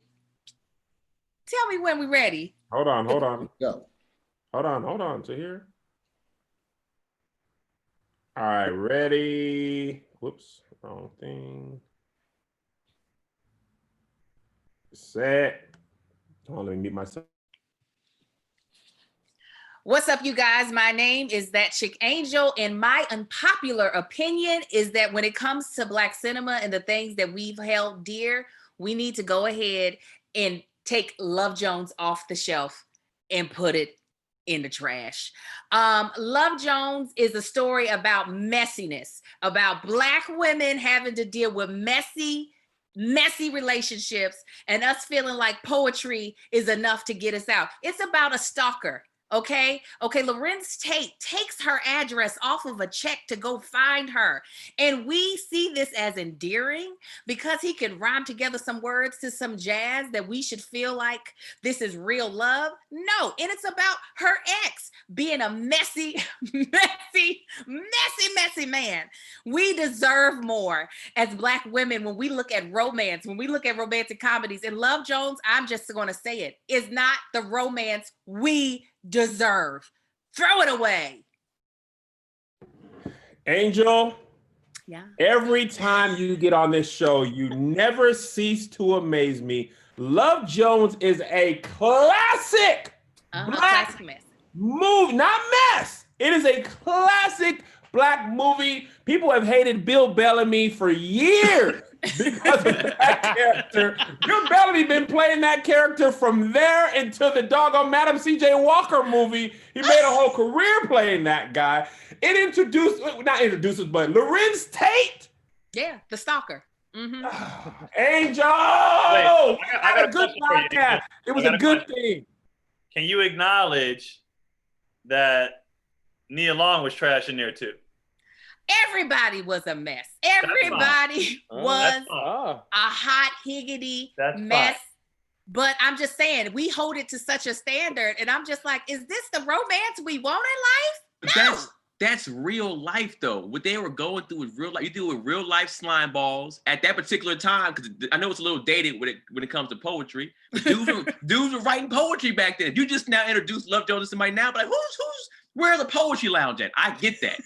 but back then, when we were younger watching that, that's what you were like, dang man, they going through the ups and downs, the trials and tribulations. And that's Love Jones. That was real. The only thing good that came out of that was the soundtrack. The soundtrack was nice. It made you feel good. But I'm telling you, I remember going to see that thing at the movie theaters. I actually got in trouble because I was too young to see it. However, I still remember thinking, I don't want a love like this. If this is what it is, I don't want it. But here's the thing, that's fair and that's logical and you're smart for thinking like that. But like Keenan said, you're coming from you have a lovely house, a lovely marriage. You're coming from a sane place. Most people are freaking nuts. And this is how they live life, and this is how the relationships are. So that's what it's like. I feel this because I love all. The only thing he didn't do was punch her in the face. Like, yes, I need to be punched in my grill. Some people are messed up, and that's why this movie was so good, because people are crazy. Keon knows me very well, and he knows I grew up in dysfunction. That's why I love this movie. And that's the thing. We That's romanticize dysfunction. We said all I need is a black man to tell me I'm the funk in his left thigh, trying to be the blues in the right, and that's it. That's all I need. And it's just like, no, he need to bring something else to the plate. Here's the thing. This is what I don't appreciate about what Angel is saying right now. She's acting like in her 20s, she had it all figured out, okay? This is a story not even about love. This is a story about a young man finding himself, okay? He's on a path of entertainment. You know how hard it is to make it as a comedian? Now imagine how hard it is to make it as a poet. Nobody's checking for poetry. Ain't nobody going to no TED Talks for poetry. You know how hard it is to make it as a poet? And for you to belittle that black man as he tries, as he made strides in his career to better himself, you're going to belittle him? You know what Nia Long saw in him? She saw the potential. She saw the potential of what he could be. And you discredit that black man. You're part of the problem. I am. I'm definitely a part of the problem. And if they did make a life about my mistakes in the 20s, it would not have been that glamorous. It would have looked a lot more real. It would have been like, oh, he's trash. And we would have said it. He's trash. We would not have put it to a bass player in the back. He's writing poetry on a typewriter, not a computer. If he messed up once, he got to start over from the top of the page. That's real as it gets, Angel. He in the trenches. Support that king. Can I say one thing? I was going to say, every classic love story has like trials and tribulations. Most of them, it's a guy that's getting cheated on. All of the classics have that. You got like Titanic. Billy Zane takes his, you got Sleepless in Seattle. You got Twilight. You got The Five Heartbeats. Dude slept with his brother. Our chick slept with his brother. So, I mean, I think it falls in line with all the other classic romances. I think she's forgetting the most important part about this. And men started doing this when this happened too. After they smashed, the next morning he made her breakfast. After that, that was like a key thing. He made me breakfast, girl. That means it's gonna be like love, Joe. It's gonna be love. That's what I'm saying. People started doing that. That's what I'm saying. I started doing that. It set up black women for more of the okie doke. They were like, well, Lorenz Tate did it. I want a man that takes my personal information and finds me at my house when I never gave him my personal. It sets us up for the okie doke because we see these celebrities doing it in movies, and then we want to recreate that stuff in real life. But instead, we end up with domestic violence because they're not gonna act like the Lorenz Tate.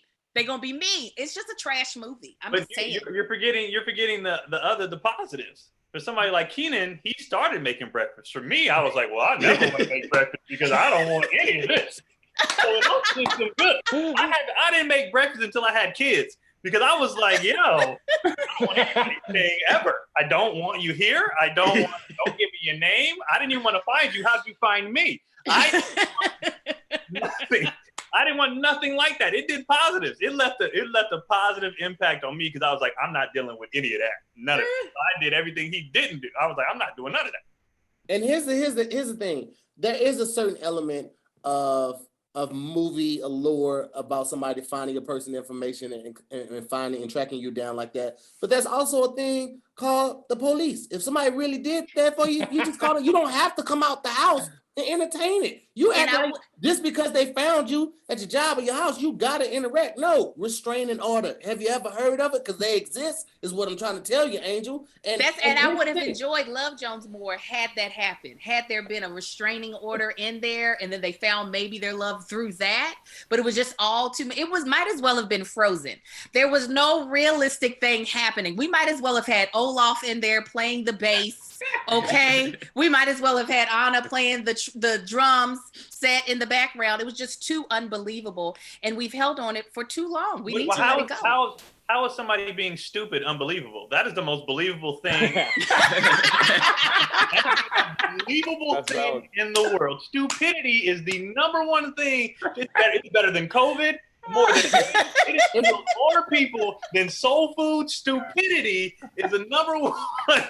Destroying And everyone. it's the common thread that links all of us. Everybody's stupid. We've all Universal. been stupid. And Angel, I think you're also taking out of context the fact that a lot of times women see men as projects. She saw what she wanted to see in him, and she saw the potential, and she thought she could help him get there even before he was ready to get there. Now that's what you want in a good woman. Because let me show you something. I spent the last couple minutes. This is a picture of you and your husband.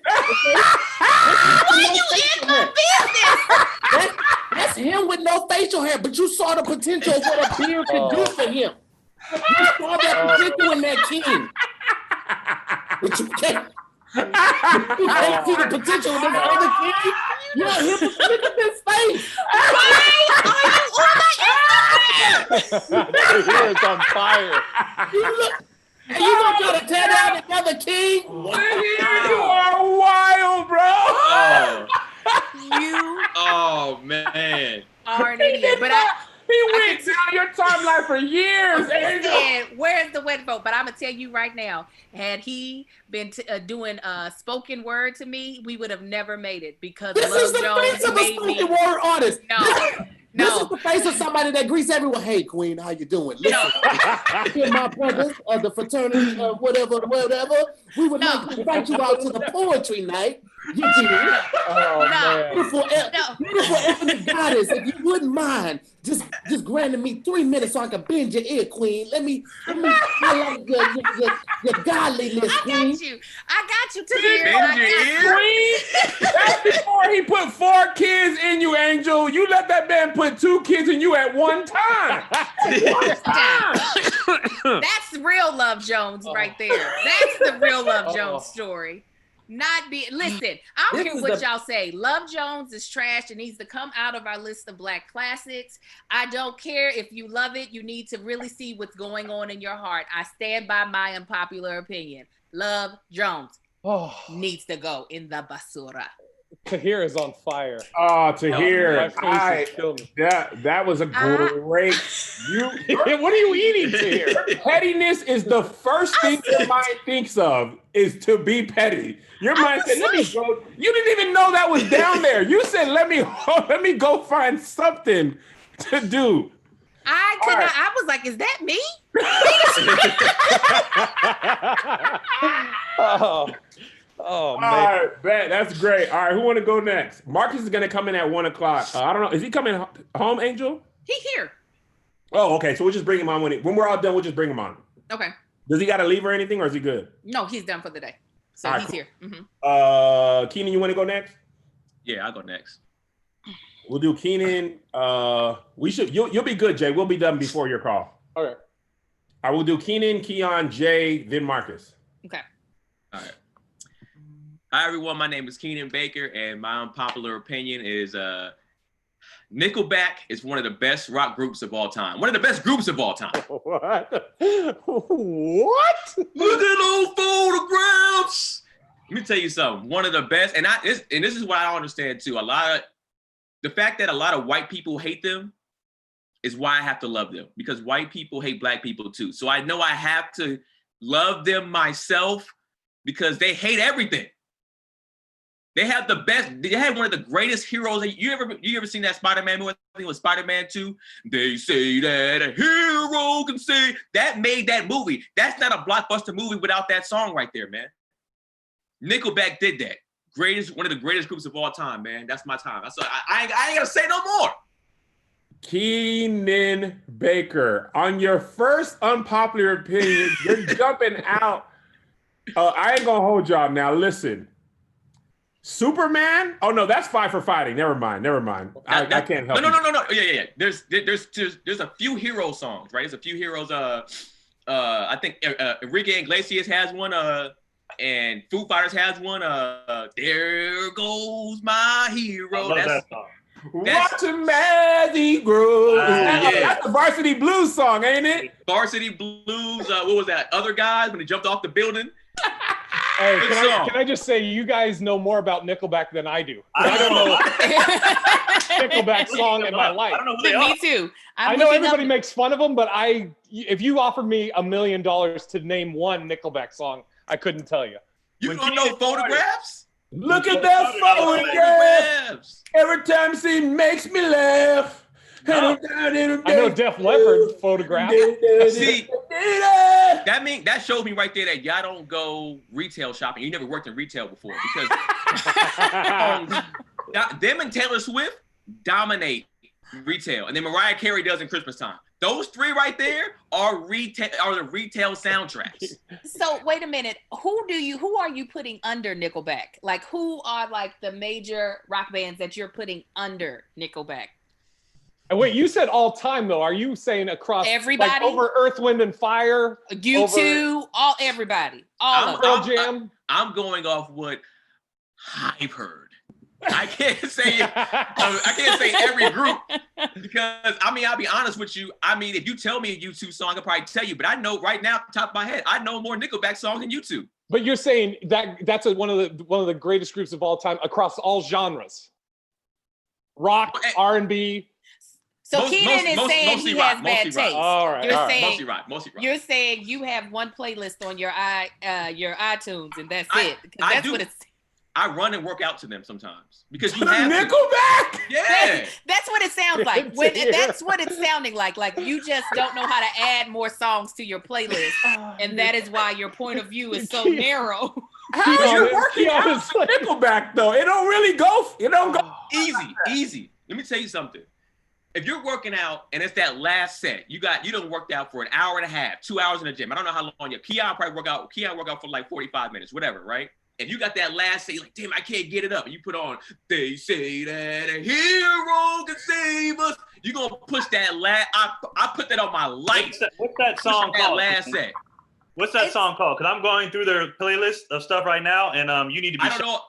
So what's the song that you're talking about? Because these songs. Photographs and Hero, but like Hero should be. I don't know if it's on Apple Music. You probably got to go to YouTube and watch it on there. But it's on the Spider-Man soundtrack. Here is killing me. Here, please. Go ahead. If I may interject, I just want to make a couple points really quickly. There's no way that Nickelback could ever compete with Creed.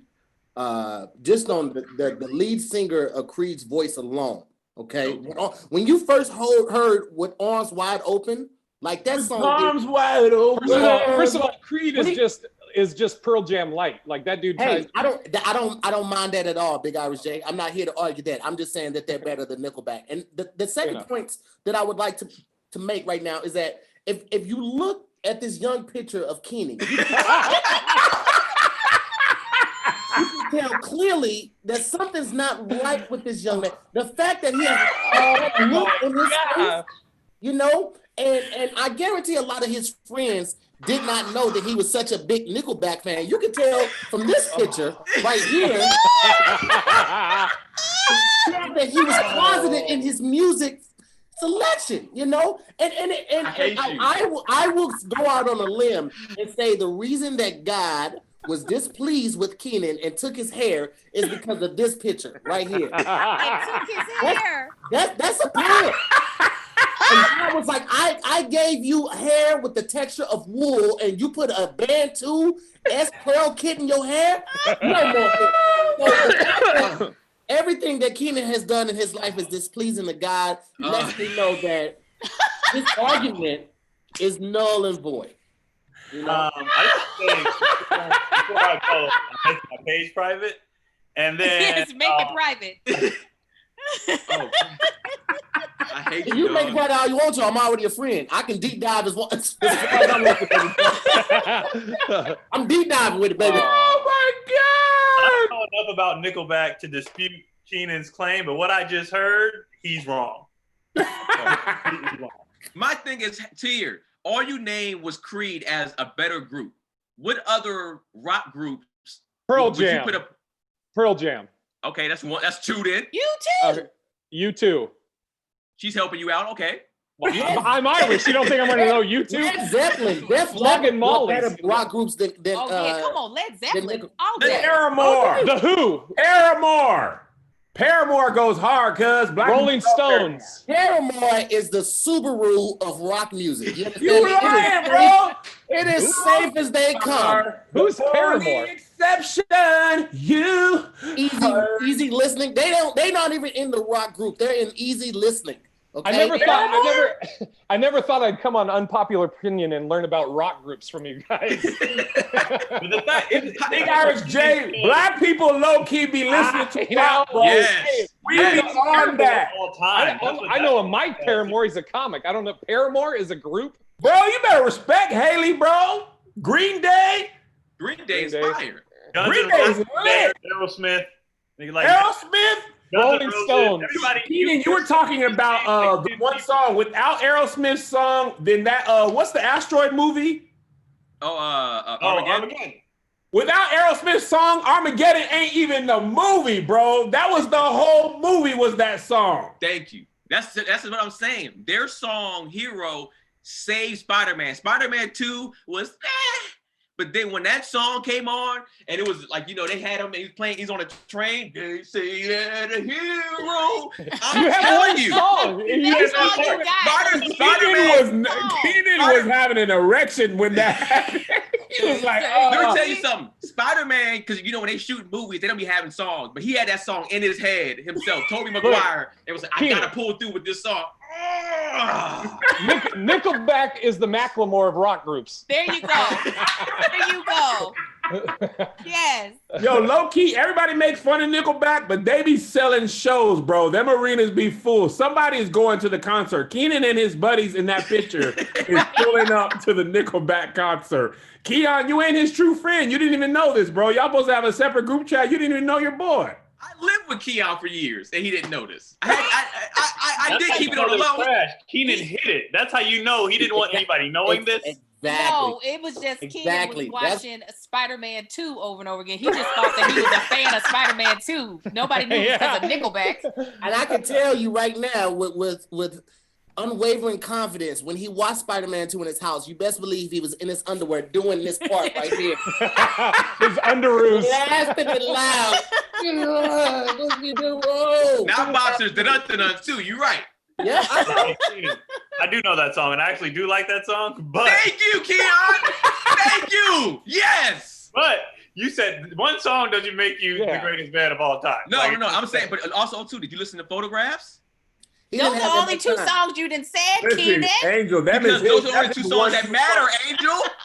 That is his 1-2 punch, man. He's like, it don't matter. Every what artist got anybody two else. songs that put them over the top. 2 to 7 songs. I don't know. That's their thrift shop and same love. There you go. There it is. I don't know any. Oh no, not this one. I know this one. No, Keenan. No. No. Oh, this is terrible. Has any of you ever worked in retail before? Yeah. Yeah. I worked at Banana Republic. I worked at Journeys. I worked at Gap. Yes, I worked at retail. Guess. Here, Okay. That's all the more reason why I don't like the songs, Keenan. I don't hear something over and over again, be like, whoa, this is my favorite. So I you hear it was- over and over again, be like, this song sucks. And When you was was in the Gap folding up shirts that had necks because you don't have necks, so they had like the little neck part. You was folding them up, right? You wasn't sitting there humming some of those tracks ever. I was contemplating how to get out, man. You were contemplating why you think more guys should wear V-necks, and that's another problem. Guys shouldn't wear V-necks. I'm just gonna throw that out there, and that's another problem that you have that you need to address. No, Oh, guys built man. like you shouldn't wear V-necks. That's the thing. At the chest. You know, I All don't know you if you have look- is a neck. All you have is a chin and a stomach. You go from chin to stomach. You don't even I have a don't know if you look torso. around. In America, a lot of guys are built like me, so I'm in good company. Kids Well, built I'm like me. glad I'm not a lot of guys, man. Built like me. I'm in good company right now. We so. outnumber you guys in this Zoom alone. In this Zoom alone, we outnumber you guys. I will go put on a V-neck right now just to show my chest line, so Shahir knows what one's supposed to look Beyond like. all your shirts are V-necks because of your Adam's apple. Don't make it seem like you went out of your way. You only approach the V-neck because of the word. Oh, And Adam's man. apple be Hey, guys. stretching them out. He be stretching. Oh, Listen, my He God. puts on a shirt, and then Adam's apple grabs the shirt and does this to the. Oh, to hear. What did you drink today? What are you Number on? one. But Tahir only Oh. hates V-necks because it has the word neck in it. And he knows. He's like, y'all have any V's? Just regular V's? Do you have- like a U-neck. He went out to eat with his wife, and the manager of the restaurant said, "Sir, could you cover your neck? You're upsetting the other guests." Nobody wants to see you swallow anything, Keon. You understand me? People just want to see you swallow. The reason why you're on my Adam's apple because you've never seen yours. That's why you're on my. You're like, it looks nice. I actually ate it one time. I got hungry and I ate my Adam's apple. Here has Adam's apple pie. All right, go All ahead. right, wrap guys, up, thanks Angel. a lot. Go. Go ahead and close it out, man. I just wanted to jump in. All right, so like I was saying, man, Nickelback is one of the greatest rock groups of all time. All you need is those two songs. If you need to ever pump it out to your last set or run it out to your last set, put on Hero. It's gonna be over for you. What part, Keenan? What part on Hero? They say that a hero can save us. Yo, just Keenan on his last set, he's like, I can't do it. I can't. I need my nickel back. Nickelback. That's exactly, Kev. That's exactly what I'm doing. You called them Photos. You are so wrong for these photos. Here, get off that phone. Oh. All right, And he made sure we did it after he went. You Keenan, wrong. Keon, you ready? Yeah. Oh man, Keenan, I love you to hear. hilarious, bro. Oh man. That man, he Keon saw is that here. Spider-Man movie. It changed his life. You Hey, I can see Keenan just like sitting there and the song come on and a single tear. Just like, I can make it one day. And it's like, what the fuck? You got Spider-Man underoos on. All right, Keon, whenever you're ready. All right. What up, y'all? My name Wait a is second, wait a Keon second. Poley. What? I'm sorry, can you start again? Oh, yeah. What up, y'all? My name is Keon Poley, and my unpopular opinion is that Migos is pure, unadulterated trash. All right, it's trash. Matter of fact, they're so bad, I don't even know if that's unpopular. I don't even know if that's unpopular because they are trash. And I gave them a fair shot because I didn't want to be that older guy to be like, if it ain't in my day, I didn't want to be that guy. They came out with Hannah Montana. I was like, no, skip, right? And then they did Bad and Bougie. I was like, okay, you got one more. And then they came out with the other one. And I was like the meme where the white guy ripped his headphones off. I was like, enough of this. Like, enough. I've tried to give them chances when they feature. I've even tried to give them chances in the commercial. And he came on the commercial and said, that's a call I can't miss. And I said, I miss your entire career. I wish it was gone. I cannot stand them. I can't stand the sound effects. Everything about them is hot trash. Yes, I said it. So I just want to, do you like Bad and Bougie? No. You don't even like Bad and Bougie? No. You don't like Bad and Bougie? No. And I'll be honest with you, the only part I understood was Bad and Bougie. After that, it was... Well, I don't like, I need words. I need No. lyrics. no, you don't. No, you don't. Keon, I'm let with me Keon tell you, on it has this. good words. Macklemore's album, everything is clear. Everything Oh, is so clear. stupid. There's no additives. It's all See, clear. you do And not Creed, need- Creed has a great album too. They got you can listen to all the Creed, You stay on Nickelback. You don't try to don't jump on need- Nickelback, all of them. You don't need lyrics, okay? As you get older and older, you're not going to remember them anyway. So I feel like Migos is helping us out. The fact that we could be like Bad and Bougie, and then and still feel like that you're with it. Like you're getting older. You're not old enough yet, but one day, even if they got good lyrics, you ain't gonna know the lyrics. You They ain't gonna know 'em. basically rap like everybody sings to a song they don't know the words to, where they're like, Yes. you know. But it sounds hard though when you do it with yourself, right? I'm Yeah. with Keon. I'm with Keon on this. I'm not. a fan I'll of say it. this. You know what's funny about Migos? I like them individually. When they're like featured, like when Quavo's featured on a song or Austin featured on a song, I like them. But also too, I gotta say this about Migos.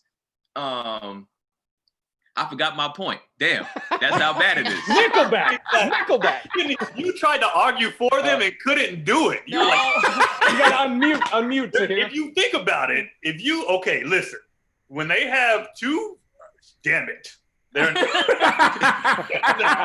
Tahir's about to come with these Here you go. photos. Here we go. You know, I think a lot of the disdain. Don't break character. Don't you break character. I think a lot of the disdain that Keon has with Amigos is because they actually made it. Upon my research, I found that Keon actually wanted to be a rapper. Oh, D glasses. You know, Usher he Raven. tried the suave thing, and when that didn't work, he was like, "All right, you know what? I'm gonna go to the thug." And Oh no! Keon, you were Amigos. and then Braids got played, so he just was like, "All right, I'm a product of the streets." But the problem was, Oh, he was in the streets of Montana. So at some point, he still wanted to be in music. So he said, "You know what? I'm done with rap. I'm gonna try my hand at R&B." Oh, come on, What's Keon. happening? flexing Yeah. hard. And when nothing actually took off, he just said, "You know what? I hate black people music." And that's where we are right now. Because the Migos have done nothing but take the vernacular of a southern city, put it on a global scale, highlight it, bring appreciation to said city, and they did it their way. They didn't compromise. They put out singles that the hood respected and the major brands respected. They made something out of nothing, and you don't like that, Keon, because you weren't able to do Tahir, it. this is all I have to say to you, Tahir. This is it. I just want you you're gonna stare at this for the next 30 seconds. I want you to see it move. I'm gonna take a deep swallow. There it is. I want you to see all of this. Migos is trash. Videos don't get flagged now because his Adam's apple gave me the middle finger. And I want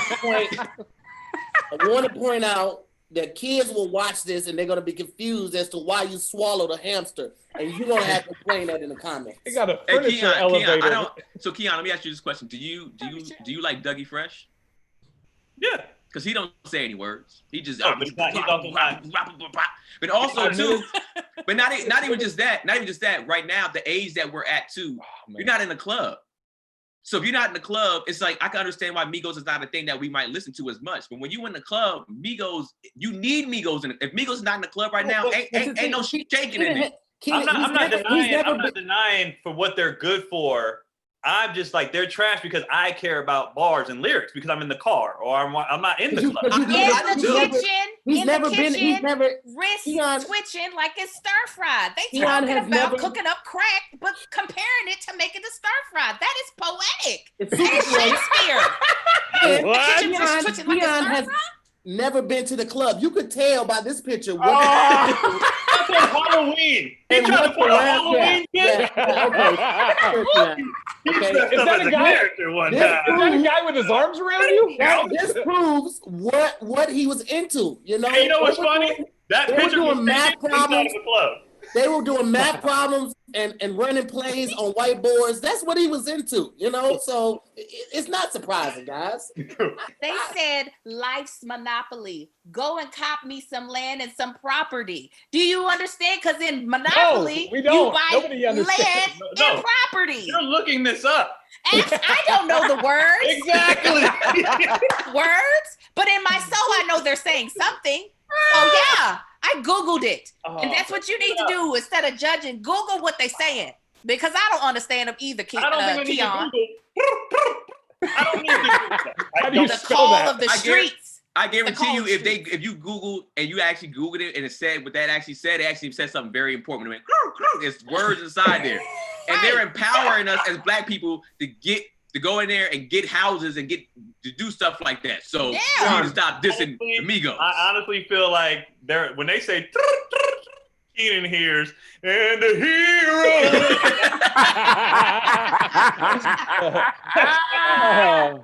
Because no, Yeah. it's not good. It's not You good. have to admit, whether you like Migos or not, you have to admit that almost fight with them and Joe Budden was one of the most poetic things of all time.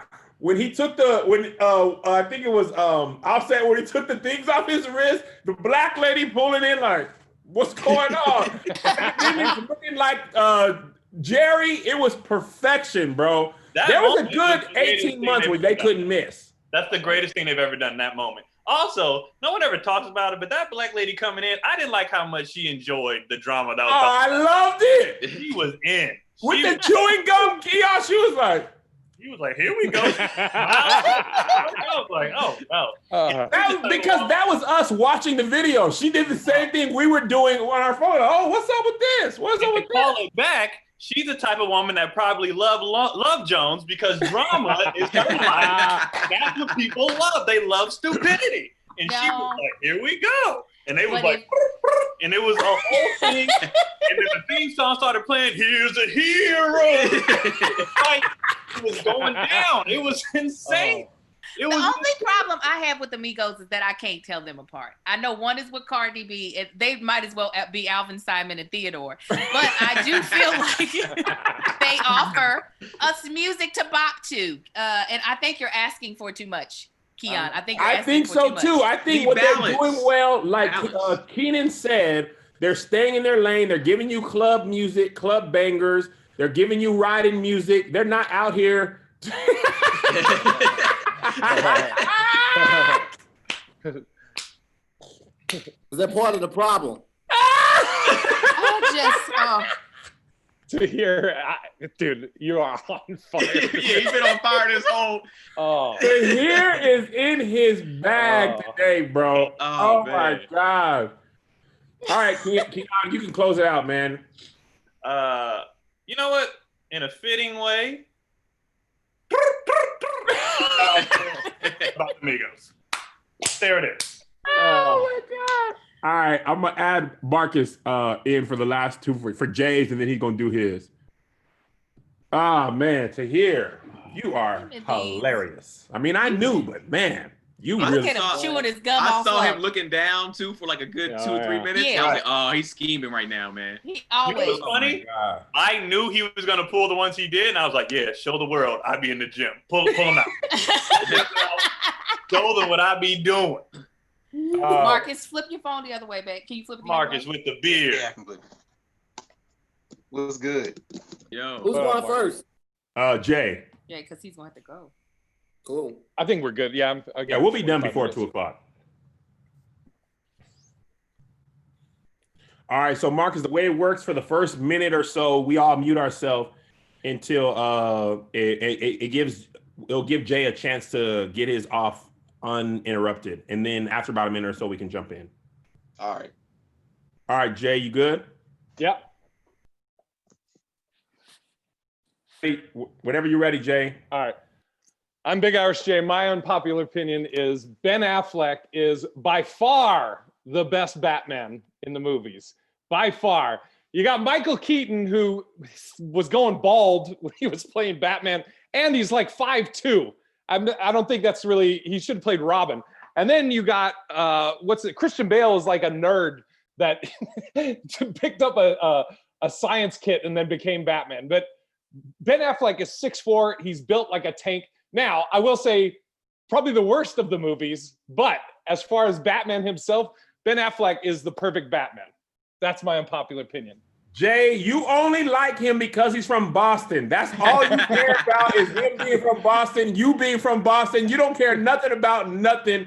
He's trash. His movies were trash. As a Batman, he was old and raggedy. Bro, he was all dusty. Like Michael Keaton had he had hair plugs and they were thinning. I don't care about that. He was the best Batman, Michael Keaton. He was the best. He's like 5'7". He's like Keenan's height. How's that going to intimidate you? Oh, sorry. A hero! Dude, Michael Keaton, I mean, he was fine and everything, but I'm talking about, I collected comics growing up or read comics. For Batman, again, not talking about the movies. Yeah. If you're talking Batman, Ben Affleck, 6'4", he could fight. He actually looked like he could fight. He did not. Okay. No. I'll give you one thing. I'll give you one thing about Ben Affleck. He's got the chin for the mask. That's it. That's it. Yeah. That is There's that. When he put that mask on, I was like, that's the comic book Batman right there. That's but everything else. Everything else, throw it in an aluminum garbage can. It's awful. But here's the thing, and I think Jay touched on it. Ben Affleck actually wasn't bad. The movie Yes. that he was in, Well, whatever. yeah. But he actually It's like wasn't bad. Ben Yeah, Affleck like was bad when- too. Ben But- Affleck was but actually bad. Michael No. Keaton's the best Batman, easily. But No, look. When Jordan was on the Wizards, did you discount that he was still Jordan? I mean, he wasn't as good, but the team sucked, but he's still Jordan. Ben Affleck. No, just Jordan about- also wasn't that good on the Wizards. He also wasn't that good on the know. Wizards. He averaged like 20. What are he you averaged 20 talking about? Uh, Bro, a lot of people average 20 in the league. That wasn't amazing. And compared to him and his previous self, to here, what did you find on Big Oh Irish? Lord, There you go. no. No. Jordan was Michael when he was on the win. He wasn't Jordan. He was just Michael. Okay, all right. Okay, well, when Jordan was losing to the Celtics, getting swept, in '84. Go ahead, Tahir. So, upon my investigation, this is what I found out. Oh my God. Oh no. Sometimes when we're doing unpopular opinions, people are really being trustworthy and honest, and they're sharing their real opinions.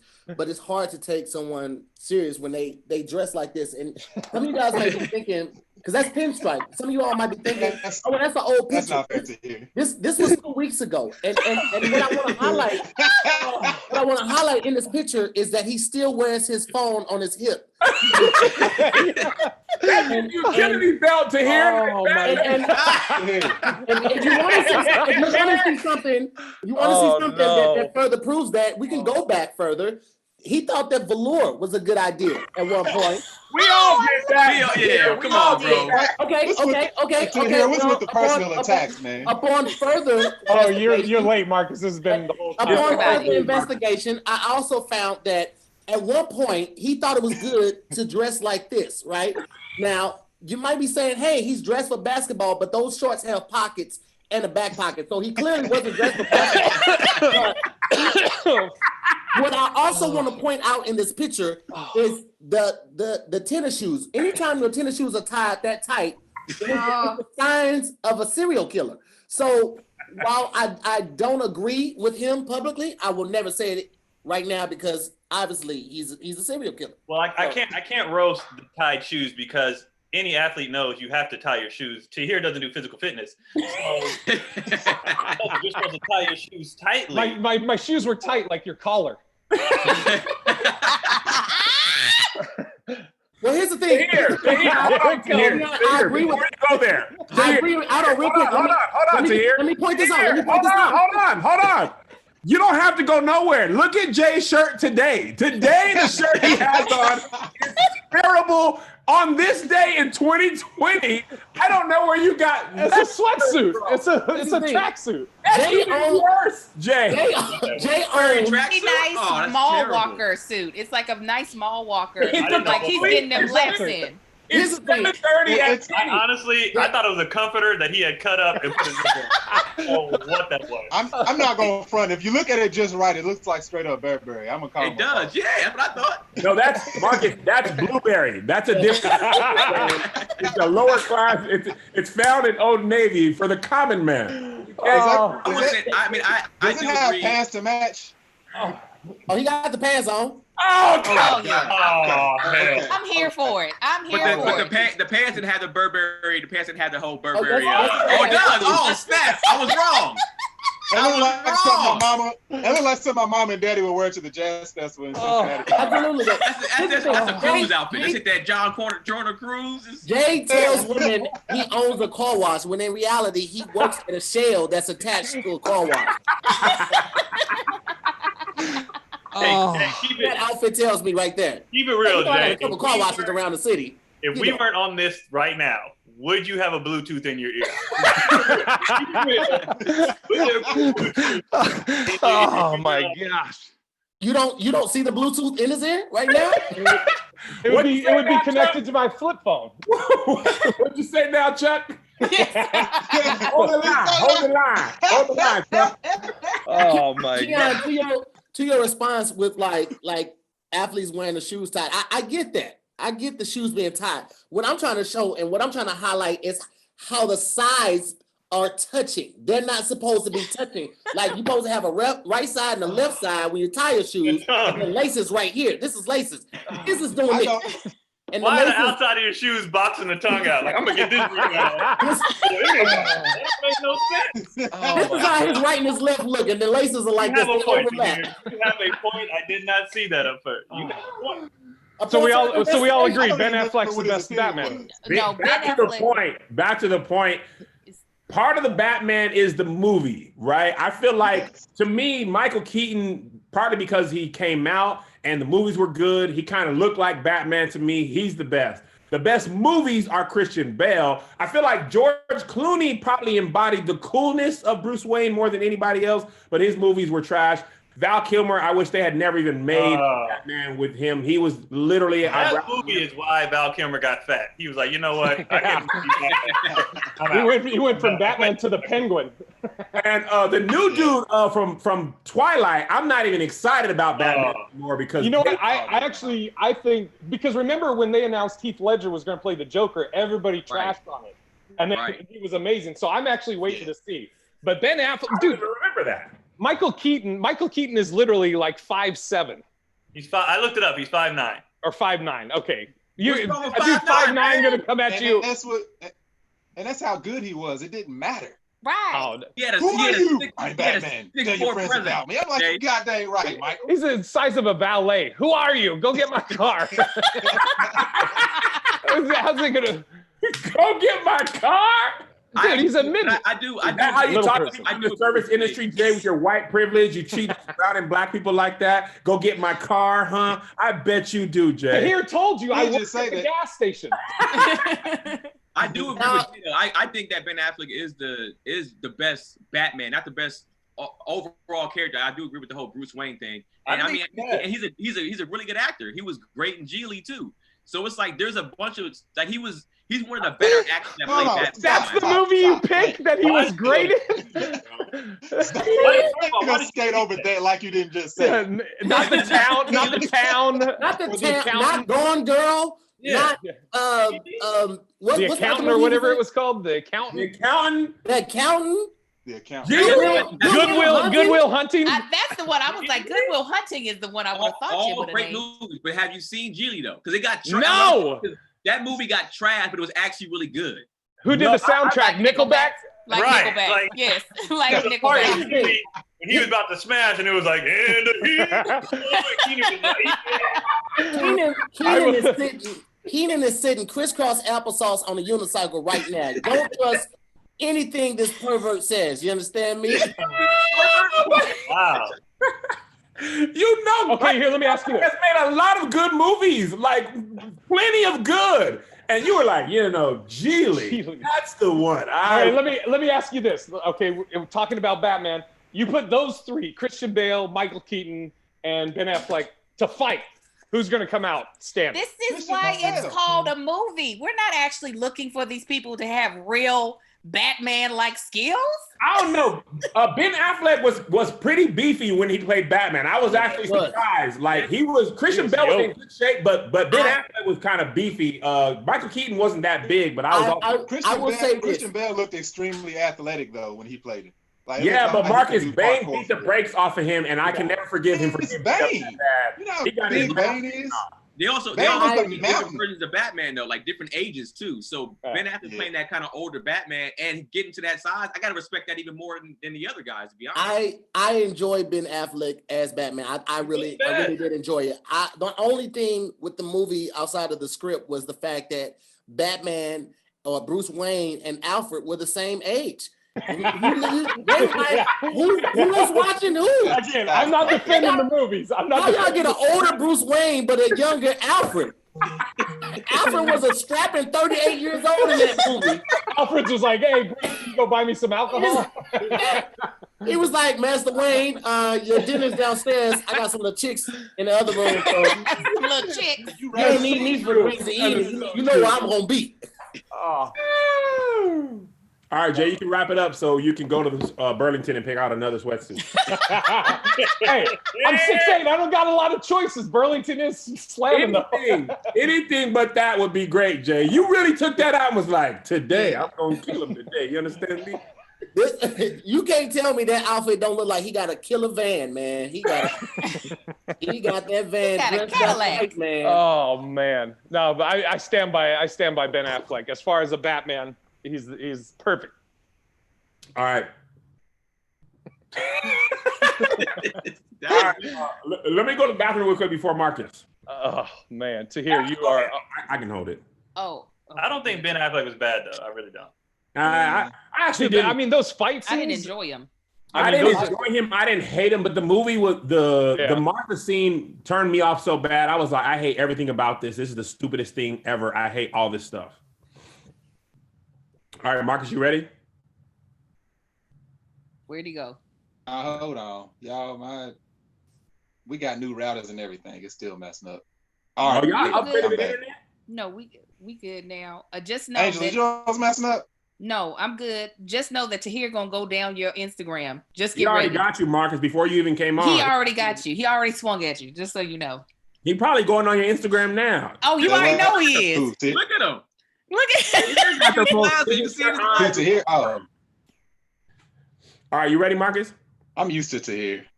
you ready? Hold on, y'all frozen. Yeah, I'm ready. I don't know if I want to do this one still. I feel bad about bashing anybody of color, but I'm gonna do it. Okay. Your wife didn't feel bad at all. She felt completely confident trashing multiple people of color, men, women, filmmakers. She had All no of them. problem. You good? God dang, hold on. I might have to come off of our internet. Just use the your phone's data. Or you can go and sit in the room next to Angel. I was about to say, you can come in here. Oh, he didn't already. I respected y'all talking on here instead of being like, "Hey, turn the Wi-Fi off." I don't know how to do it. He's way too far away from me. I would have to scream. He's way too far away. Oh, y'all house that big? Okay, then. We got a little bit of property, you know. You good now? Yeah, Sure. He's in my office. To come back. You don't have picture? Nah. Do you want to just use? God dang it. All right, it's coming back. Where's Kev at? He went to the restroom. It's gonna Nah, be a his minute. screen. but he has to Everybody's sit down screen and is see. black. The only person hold on. I see you, Angel. All right, we back. Okay. All right. Just wait. He went to the restroom. Oh yeah, Tahir is loving this time that he's getting because he is Tahir. going down. Luckily, Marcus doesn't have that much on Instagram. He has But enough to work with. And what he doesn't have, you fill in. You're equally yoked, right? Yeah. When I tell But- you, we so that can't means I hear got- you, Keenan. Oh, no, sorry. How are you finding this stuff so fast? Like, and you're finding multiple pictures that fast. 'Cause I know they're not grouped together. Like, I know That's what they're not- happens when you. That's what happens when you don't have a life. No, it's not that. Keegan, when you're raised by black women, you are taught to do your investigations very quickly. 'Cause you don't know when that person's coming back for their phone. So you have to get in, find what you need, enough then get evidence to start an argument, to start digging, you know. Once you start digging at something, the thread's gonna come loose on their own, you know. Now, Tahir, disinfect my desk when you leave from up out of there. I will. I'm gonna put all in this chair. As long as it kills any COVID you done brought in there, poot away. Y'all know the second, maybe third time I was ever around to here. He literally roasted me for like 3 hours straight. No, Yeah, don't you you sit did. up there and tell that lie like that. You did. I'm used to you. That's why I usually come for you first. When was So you this? could Was be this like- at Jamal's house? Or Yeah. You was high and drunk. You don't remember. I was drunk. I don't He's smoke like- like that, so I know I wasn't high. I was probably a little drunk though. Oh yeah, you was loaded on something. Yeah. Are you good, Marcus? Yeah, I'm ready. All right, whenever y'all ready, just mute yourself for like a minute or so. Tahir already has that thing. No matter what you say, he already has your picture. I already know. Ain't nobody worried about you. All right, go ahead, Marcus, whenever you're ready. All right, my name is Marcus of Marcus Ain't on the Gram, and my unpopular opinion is Drake is trash. Okay, everything about Drake, his look, his clothes, his haircut. Drake is like the equivalent to In and Out. Like he's just popular only because he's popular. Nobody knows why. I feel like his talent must be there. It's kind of like Tahir's neck. It's there. I just don't see it. Now, people say, oh, Drake's done this, Drake's done that. I've never heard a flow that Drake has spit that made me be like, oh, that was dope. It's just like he gets on the mic and he says, you know, bring out the calicos and take over blocks. You've never held a calico a day in your life. You never taken over anything except for the NBA sidelines. All right, stop it. I don't care what anybody says. I challenge anybody to send me a verse, a bar of his that was dope for me to be like, he was nice. That was nice. I take every word back. I have yet to hear it. I've given him many chances. I just haven't heard it. That's my unpopular opinion. Hold on, Marcus. I just have a question. The haircut? You even went to the man's haircut? His voice, and I feel bad saying this in today's climate. Everything that our people are going through, he may have some black in him. I don't know. So I feel bad about doing that. I hate to hate, but I can't know. His voice, his haircut, his style, his lyrics are trash. Everything about him is trash. Have y'all seen that meme where the guy's like, his voice, trash, his looks, trash. It's like nails going across the chalkboard. It's like, stop it, stop. Okay, Wait, you don't like the singing or the rap? Sorry, my bad. You don't like the singing or the rapping? Neither. I'd rather hear the singing because it has more truth to it than his rapping. Okay, I get that. Because I despise, the reason why I'm not a Drake fan, because he sings too much for me. I despise his singing. I despise it. So when you was talking, I was like, yeah, get him.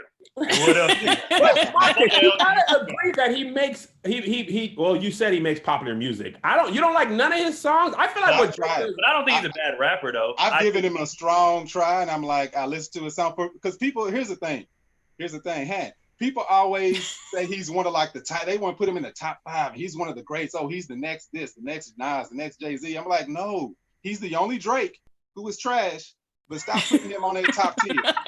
He's not on that top tier. He's a pop star. I give you that. He's Fonte Tigolo Light. Created a new lane, rap pop, and he does that really well. Mm-hmm. And I don't think he's trying to be considered the greatest ever. I don't think Drake is going to give us any more of his life than he has. I think he does enough. He does a good job of making Instagram caption music. He does a good job of capturing the vibe. He'll make a great summer song. I would enjoy a great concert. I feel like I'll know a lot of his songs, but he's not my preference for like rap. I prefer storytellers like the Macklemores of the world. To me, he's radio commercials. You know, I can hear it in a commercial on the radio and get to the next good song. That's all I'm here. You used to call me on my cell phone late night when I need my love. Like that is a song that you're not going to get from any other rapper. And for that alone, that I don't he's even know willing what song you're talking about. You gotta listen to Pound Cake with Drake and Jay-Z. He was let me write all this down. Pound Cake, because I will come back and rebuttal, be like, I was wrong. Here's the thing. All right. So I wasn't a Lil Wayne fan until I heard him on a song with Jadakiss called Death Wish. And I was like, woo, yes. Lil Wayne. Yes. And you know, Lil Wayne, he stepped his game up. I'm like, okay, here we go. And that was what, 2009? Lil Wayne came out in like 92 or something. Lil Wayne been rich for like his entire life. 98. Whenever it was. So it's just like, okay, I have yet to hear that song of Drake's. So you don't like any of the, do you agree that Drake makes some sometimes fun, catchy songs? Will you give him fun, catchy? I'll give him fun, catchy all day. I mean, we got unheard of people that make catchy songs all day. Angel sings catchy crap all the time in the kitchen. We know. She defended Migos. Started from the bottom, now we here. Started from the bottom, now my whole team here. Like that. Here's a song for you then. Lord Knows featuring Rick Ross. There's no chorus on there. He's just rapping for 3 verses. And that's what I'm here for. But let me hear. Who wrote it? He said, who wrote it? He can't be the greatest. Once somebody starts writing your bars for you, you can never be considered, in my opinion, the greatest rapper. Lord. Here he go. That's true. Here he go. Here we go. I hate the way you raise your hand. I love it. I love it. Quietness is disruptive. What to hear? You know, upon my investigation, I can honestly say I respect that Tank feels like he needs to hear more, and he's not just jumping on the bandwagon. It seems like it just takes him a little longer to like find that whatever that thing is, and you can tell by how he's come along in his own life. I mean, even on the tie, you could tell that it took him a while to figure out how to correctly tie. What's crazy is we actually look alike right there. Put it up again. He probably wasn't a fan of ties at one That's point. before my evolution. We actually look alike right there. So I know I have a couple pictures before the evolution because at some point you thought the pencil thin, you thought the pencil thin goatee was the way. Oh. I bet at some point you looked at people with full beards because you was like, oh, that just looks dumb. You showed me a beard that looks good full, and I did. Go back to here. Angel looked like a super cool 6th grade science teacher in that picture. We look like we own a funeral home together. Tanksley and Tanksley. We did, straight up. You probably See the strong chin line though. hey, Tahir, do you hate that picture because he has a turtleneck on? No, I don't mind that at all. But I would say this: be like, sometimes it just takes you a little longer to find the right thing, even for yourself. No! That was Lucius lying, okay? No. What is that? Show the whole picture to hear. Show the whole thing. No, leave it there. This is your profile picture on J-Date. I was Lucius lying.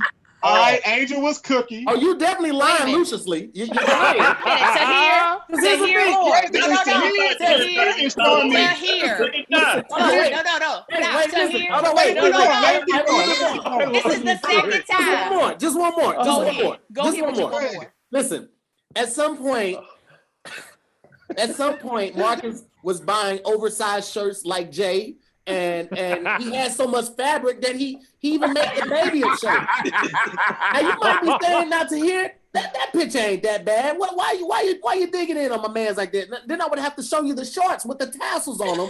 And I would be like, that's not the type of environment you raise kids in. So, Tahir, no. Angel talk to here. You had your time. I'm actually kind of proud of this now. This is the second time you came for my spouse. This is the second time I'd let you. And I, as a Black woman, I can't let you come for my spouse without coming for yours. So let me tell you right now. Let me tell you right now. Okay? I will take my no beard having man, and he don't got to draw on his abdominal muscles either. Here. He don't. I don't know if you scroll his belly, but listen, they gonna keep coming from a man. Here's one thing I do want to point out. Why do all my throwback pictures look like Tahir's current? That's Angel, something. I ain't gonna hold you. I was like, wait, that's a picture of Patrick. Oh, I thought it was Patrick. It was Patrick. That was the joke. That's his spouse. It didn't click for me until much later. I would never say anything about Farron. She's a goddess. You don't deserve her. Farron's a beautiful person. I love Farron. You don't deserve her. Tahir got to be a multi-millionaire to keep her online. I trapped her. I moved her out here away from her family. What's she gonna do? Leave?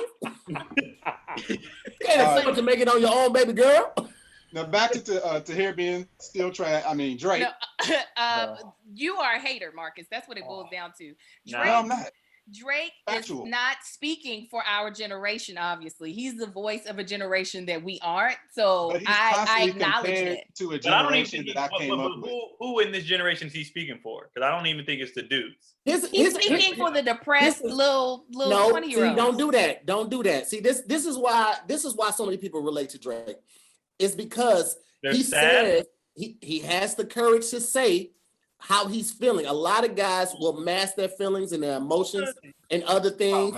And the fact that a song like Marvin's Room, a song where you can hear him say, "Are you with that other dude?" Like, and you can say, "Man, I'm still better than him." Like, guys don't show that side of themselves in public. You'll hear about it after the fact, but you don't hear a guy publicly putting on an album, "I missed you." Kevin, put your hand down. I just want to show, upon my research, I've got a picture of your side tooth. There it is. Yeah, it's black. There's your side tooth. It looks like I went as back as far as I could go, and this is the same picture that is. Go ahead. Upon my research, I found a picture of Tahir's neck. Why? There's no neck. There's no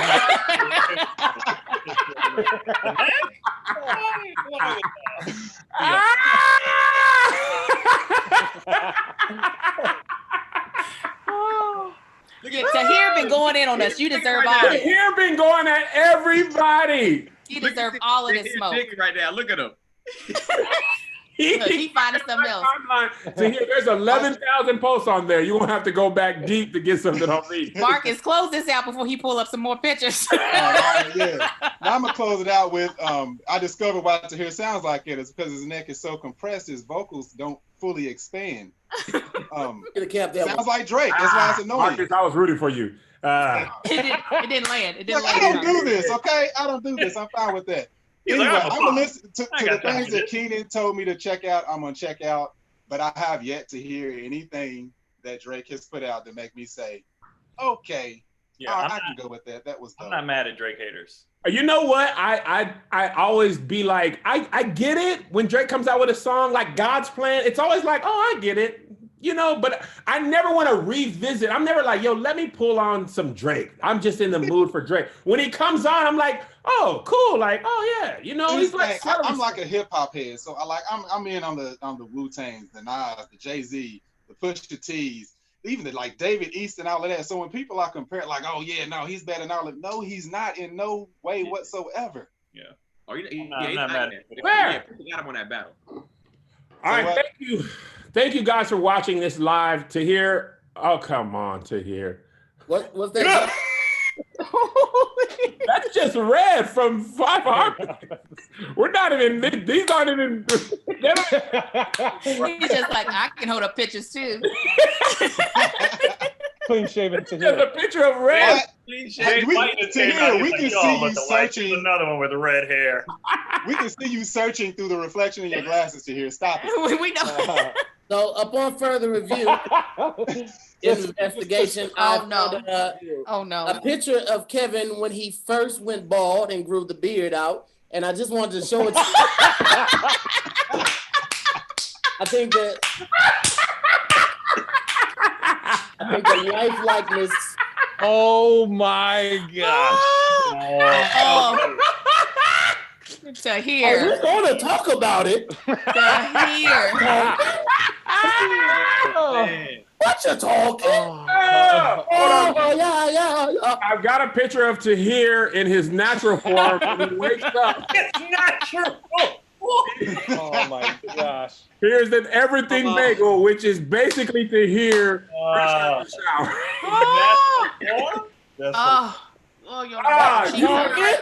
Have been great. My cheeks hurt from this hour and 50 minutes. You guys are hilarious. But Patreon, I feel bad for regular people because watching these each Saturday, it's not going to give you the same vibe as watching them back to back. It kind of just built and built and built. They're not going to get to hear his jokes fully. Patreon gets the best version of this. So this was great. I love you all.